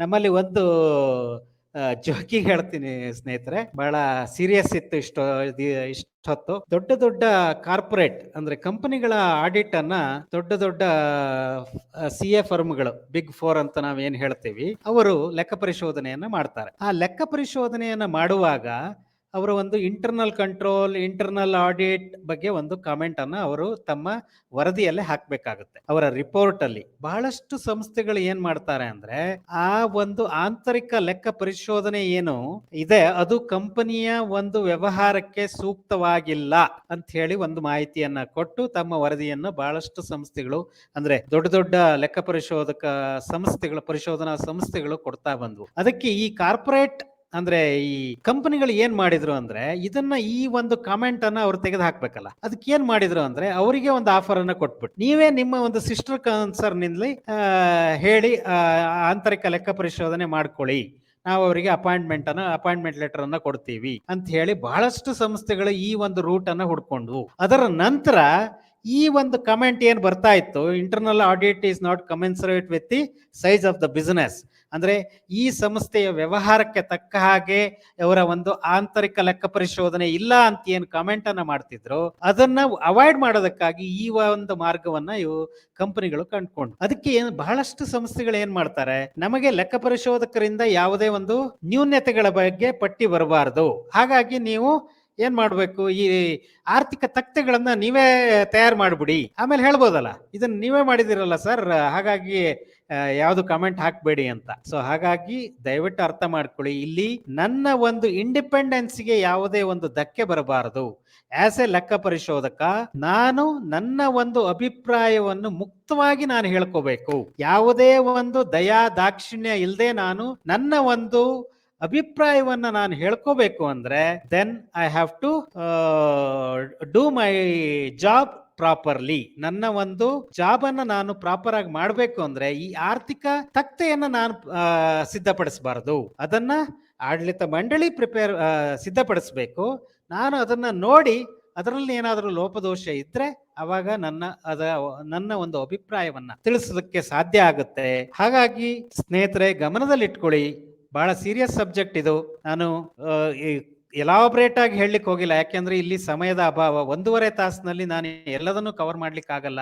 ಪ್ರತಿಯೊಂದು ಪಾಯಿಂಟ್ ಅನ್ನ ನಾನು ಇಟ್ಕೊಂಡು ಪ್ರತಿಯೊಂದು ಮಿಸ್ಟೇಕ್ ಅನ್ನ ನಾನು ಬ್ರಾಡ್ ಆಗಿ ಹೇಳಿದ್ದೀನಿ. ನಾನು ಏನನ್ನೆಲ್ಲ ಅಬ್ಸರ್ವ್ ಮಾಡಿದೆ, ನಾವು ಏನು ಗಮನವನ್ನು ಹರಿಸ್ಬೇಕು, ನಾವು ಇಲ್ಲಿ ಬಹಳ ಮುಖ್ಯವಾಗಿ ನಾವು ಏನು ಗಮನ ಹರಿಸ್ಬೇಕು. ಈಗ ನಾನು ಅಲ್ಲಿ ಹೇಳುವಾಗ ಬಹಳಷ್ಟು ಸಂಸ್ಥೆಗಳು, ನಾನು ಇವತ್ತು ಹೇಳ್ತಾ ಇದ್ದೀನಿ, 90% ಸಂಸ್ಥೆಗಳು ತಮ್ಮ ಉಪವಿಧಿಗಳಲ್ಲಿ ಠೇವಣಿಗೆ ಸಂಬಂಧಪಟ್ಟ ಹಾಗೆ ಯಾವುದೇ ಒಂದು ನಿಯಮವನ್ನ ಮಾಡ್ಕೊಂಡಿರಲ್ಲ. ಅದು ಸೂಕ್ತನೂ ಅಲ್ಲ ಅನ್ಸುತ್ತೆ. ಠೇವಣಿ ಇರ್ಬೋದು ಅಥವಾ ಸಾಲ. ಅದಕ್ಕೆ ಏನ್ ಮಾಡ್ಬೇಕು ಅಂದ್ರೆ ಕ್ರೆಡಿಟ್ ಪಾಲಿಸಿ ಮತ್ತು ಡೆಪಾಸಿಟ್ ಪಾಲಿಸಿ ಅಂತ ಮಾಡ್ಕೋಬೇಕು. ಅದನ್ನ ನೀವು ಆಡಳಿತ ಮಂಡಳಿಯಲ್ಲಿ ಅದನ್ನ ಅಪ್ರೂವ್ ಮಾಡ್ಕೋಬೇಕು. ಅಪ್ರೂವ್ ಮಾಡ್ಕೊಂಡು ಜನರಲ್ ಬಾಡಿಗೆ ತಂದು ಜನರಲ್ ಬಾಡಿಯಲ್ಲಿ ಅದನ್ನ ಅಪ್ರೂವಲ್ ತೆಗೆದುಕೊಂಡು ಅದನ್ನ ನೀವು ಇಟ್ಕೊಂಡಿದ್ರೆ ಆ ಒಂದು ಉಪ ನಿಯಮಗಳೇನಿದೆ ಅದರ ಪ್ರಕಾರ ನೀವು ಫಂಕ್ಷನ್ ಮಾಡ್ಬೇಕಾಗುತ್ತೆ. ಇದು ಬಹಳ ಬಹಳ ನಾವು ಗಮನಿಸಬೇಕಾದ ಒಂದು ಅಂಶ ಸ್ನೇಹಿತರೆ. ಇದನ್ನ ಗಮನದಲ್ಲಿ ಇಟ್ಕೊಳ್ಳಿ. ನಿಮ್ಮಲ್ಲಿ ಒಂದು ಮಾಡೆಲ್ ಇದನ್ನ ರೆಡಿ ಮಾಡ್ಕೊಳ್ಳಿ ನೀವು. ಯಾಕೆಂದ್ರೆ ಸದಸ್ಯರಿಂದ ಇರ್ಬೋದು, ಆದ್ರೂ ಸಹ ಫಾರ್ ಎ ಲಿಮಿಟೆಡ್ ಎಕ್ಸ್ಟೆಂಟ್ ನೀವು ಸಾರ್ವಜನಿಕರಿಂದ ಹಣವನ್ನು ಸಂಗ್ರಹಣೆ ಮಾಡ್ತಿದ್ದೀರಿ. ಅದಕ್ಕೆ ಜನರು ನಿಮ್ಮ ಮೇಲೆ ಒಂದು ವಿಶ್ವಾಸವನ್ನು ಇಟ್ಟಿದ್ದಾರೆ. ಆ ವಿಶ್ವಾಸಕ್ಕೆ ಯಾವತ್ತೂ ಧಕ್ಕೆ ಬರಬಾರದು. ಟ್ರಸ್ಟ್ ಅಲ್ಲಿ ಯಾವುದೇ ಒಂದು ಲೆಟರ್, ಸ್ಮಾಲ್ ಲೆಟರ್, ಯಾವುದೇ ಒಂದು ಲೆಟರ್ ಮಿಸ್ ಆದ್ರು, ಫಾರ್ ಎಕ್ಸಾಂಪಲ್ ಟ್ರಸ್ಟ್ ಅಲ್ಲಿ ಟಿ ಮಿಸ್ ಆಯ್ತು ಅಂದ್ಕೊಳ್ಳಿ, ರಿಲೇಶನ್ಶಿಪ್ ಬಿಕಮ್ಸ್ ರಸ್ಟ್. TRUST ಅಲ್ಲಿ ಟಿ ಅನ್ನ ನೀವು ತೆಗೆದು ಬಿಟ್ರೆ ಅದು ರಸ್ಟ್ ಆಗ್ಬಿಡುತ್ತೆ. ಹಾಗಾಗಿ ಇಲ್ಲಿ ಏನು ಅಂದ್ರೆ ನಮಗೆ ಒಂದು ಜವಾಬ್ದಾರಿ ಇದೆ. ಇಲ್ಲಿ ನಾವೆಲ್ಲ ಕಂಚುಕಿಗಳ ತರ, ಹಿಂದೆ ರಾಜರ ಆಸ್ಥಾನದಲ್ಲಿ ಕಂಚುಕಿಗಳು ಅಂತ ಇರ್ತಾ ಇದ್ರಂತೆ. ಆ ಕಂಚುಕಿಗಳು ಹೇಗಿದ್ರು ಅಂದ್ರೆ ನಿತ್ಯಂ ಸತ್ಯ ಸಂಪನ್ನಾಹ ಜ್ಞಾನ ವಿಜ್ಞಾನ ಕುಶಲ ಕಾಮದೋಷ ವಿವರ್ಜಿತಾಹ ಜ್ಞಾನ ವಿಜ್ಞಾನ ಕುಶಲಾಹ ಕಂಚುಕಿಯಾಸ್ತುತೆ ಸ್ಮೃತಾಹ. ಅವರು ಹೇಗಿದ್ರು ಅಂದ್ರೆ ಅವರು ಯಾವುದೇ ಒಂದು ಪ್ರಲೋಭನೆಗೆ ಒಳಗಾಗ್ತಾ ಇರಲಿಲ್ಲ. ಅವರಿಗೆ ರಾಜರ ಅಂತಃಪುರದಲ್ಲಿ ಪ್ರವೇಶ ಇತ್ತು ಕಂಚುಕಿಗಳಿಗೆ.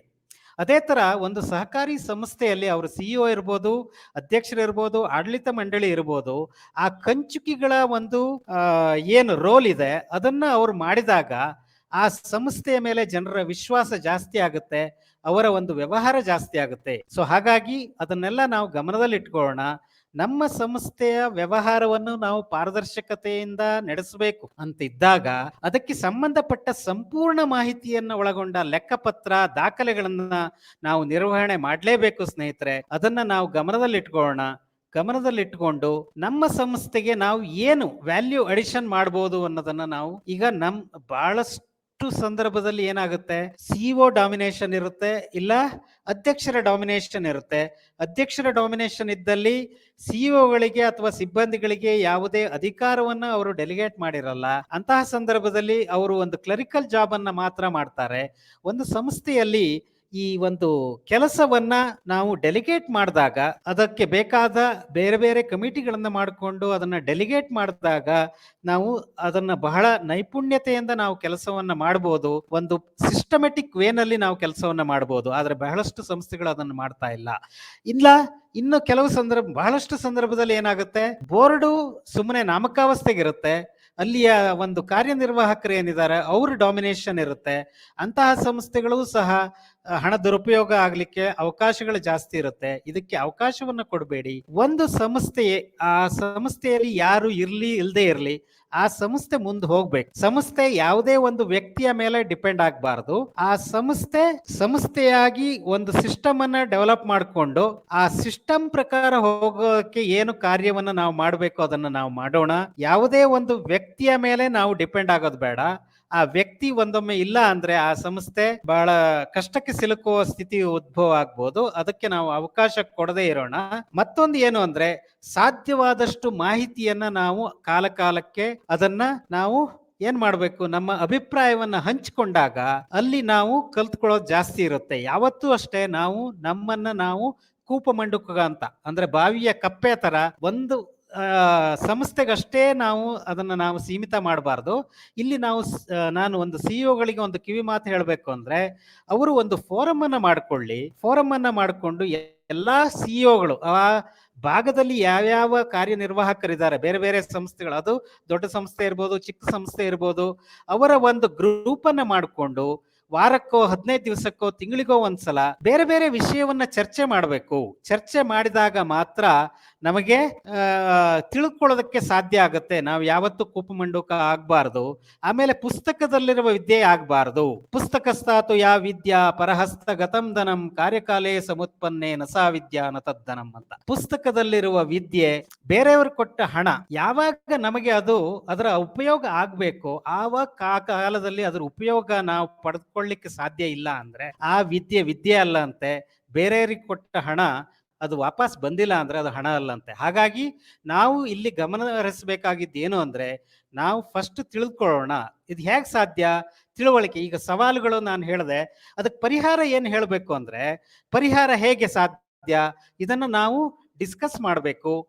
ಸಂಯುಕ್ತ ಸಹಕಾರಿಯಲ್ಲಿ ನನ್ನ ಮನವಿ ಬಹಳಷ್ಟು ದಿವಸದಿಂದ ನಾನು ಮನವಿ ಮಾಡ್ತಾ ಇದ್ದೆ. ಇವತ್ತು ನಾವು ಬಹಳಷ್ಟು ಭಾಗದಲ್ಲಿ ಹೋದಾಗ ಅವರಿಗೆ ಬೇಸಿಕ್ ಅಕೌಂಟಿಂಗ್ ನಾಲೆಜ್ ಇಲ್ಲ. ಬಹಳ ಕಷ್ಟಪಡ್ತಾರೆ. ಒಂದು ಬೇಸಿಕ್ ಅಕೌಂಟ್ಸ್ ಅನ್ನ ಪ್ರಿಪೇರ್ ಮಾಡೋದಕ್ಕೆ ಬಹಳ ಕಷ್ಟಪಡ್ತಾ ಇದ್ದಾರೆ. ಅದಕ್ಕೆ ನನ್ನ ಒಂದು ಕಳಕಳಿಯ ಮನವಿ ಏನು ಅಂದ್ರೆ, ನಾವು ಬಹಳ ಆ, ಆ, ಏನು ಉನ್ನತ ಮಟ್ಟದಲ್ಲಿ ನಾವು ತರಬೇತಿಯನ್ನ ಕೊಡ್ತೀವಿ ಸರಿ, ಆದ್ರೆ ಈ ಒಂದು ನಿಟ್ಟಿನಲ್ಲಿ ನಾವು ಯೋಚನೆ ಮಾಡುವಂತ ಪರಿಸ್ಥಿತಿ ಇದೆ. ಇವತ್ತು ನಮಗೆ ನಮ್ಮ ಒಂದು ಪಾರದರ್ಶಕತೆ, ನಮ್ಮ ಒಂದು ಪತ್ರ ನಿರ್ವಹಣೆ ಸರಿಯಾಗಿ ಆಗ್ತಾ ಇಲ್ಲ. ಅದಕ್ಕೆ ಏನ್ ಮಾಡ್ಬೋದು, ಅಲ್ಲಲ್ಲಿ ಎಲ್ಲೆಲ್ಲಿ ಆ ಒಂದು ಗ್ರೂಪ್ ಅನ್ನ ಮಾಡಿಕೊಂಡು, ಅಲ್ಲಲ್ಲೇ ಒಂದು ಟೀಮ್ ಅನ್ನ ಮಾಡಿಕೊಂಡು, ಅವ್ರನ್ನ ಪ್ರಾಕ್ಟಿಕಲಿ, ನೀವು ಏನಂದ್ರೆ ಯಾವುದೋ ಒಂದು ರೂಮ್ ಅಲ್ಲಿ ಅವ್ರನ್ನ ಕೂಡ ಹಾಕೊಂಡು ಏನೋ ಎಕ್ಸ್ಪ್ಲೈನ್ ಮಾಡಿದ್ರೆ ಅದು ಸರಿಯಾಗಲ್ಲ. ಅವರ ಒಂದು ಸ್ಥಾನಕ್ಕೆ ಹೋಗಿ ಅಲ್ಲಿ ಏನು ಸಮಸ್ಯೆ ಇದೆ, ಅವ್ರು ಯಾಕೆ ಲೆಕ್ಕಪತ್ರವನ್ನ ಸರಿಯಾಗಿ ನಿರ್ವಹಣೆ ಮಾಡ್ತಾ ಇಲ್ಲ ಅನ್ನೋ ಒಂದು ಮಾಹಿತಿಯನ್ನ ತೆಗೆದುಕೊಂಡು, ಅದಕ್ಕೆ ಏನು ಪರಿಹಾರ ಮಾಡ್ಬೋದು ಅನ್ನೋದನ್ನ ಗಮನದಲ್ಲಿಟ್ಕೊಂಡು, ಅದಕ್ಕೆ ಒಂದು ಗ್ರೂಪ್ ಮಾಡಿ ಅವರಿಗೆ ಅಲ್ಲೇ ಒಂದು ಪ್ರಾಕ್ಟಿಕಲ್ ಟ್ರೈನಿಂಗ್ ಅನ್ನ ಕೊಟ್ರೆ, ತರಬೇತಿಯನ್ನ ಕೊಟ್ಟಾಗ ಮಾತ್ರ ನಮಗೆ ಬಹುಶಃ ಇಲ್ಲಿ ಇದಕ್ಕೆ ಒಂದು ಪರಿಹಾರವನ್ನ ಕಂಡುಕೊಳ್ಬಹುದು ಅಂತ ನನ್ನ ಒಂದು ಭಾವನೆ.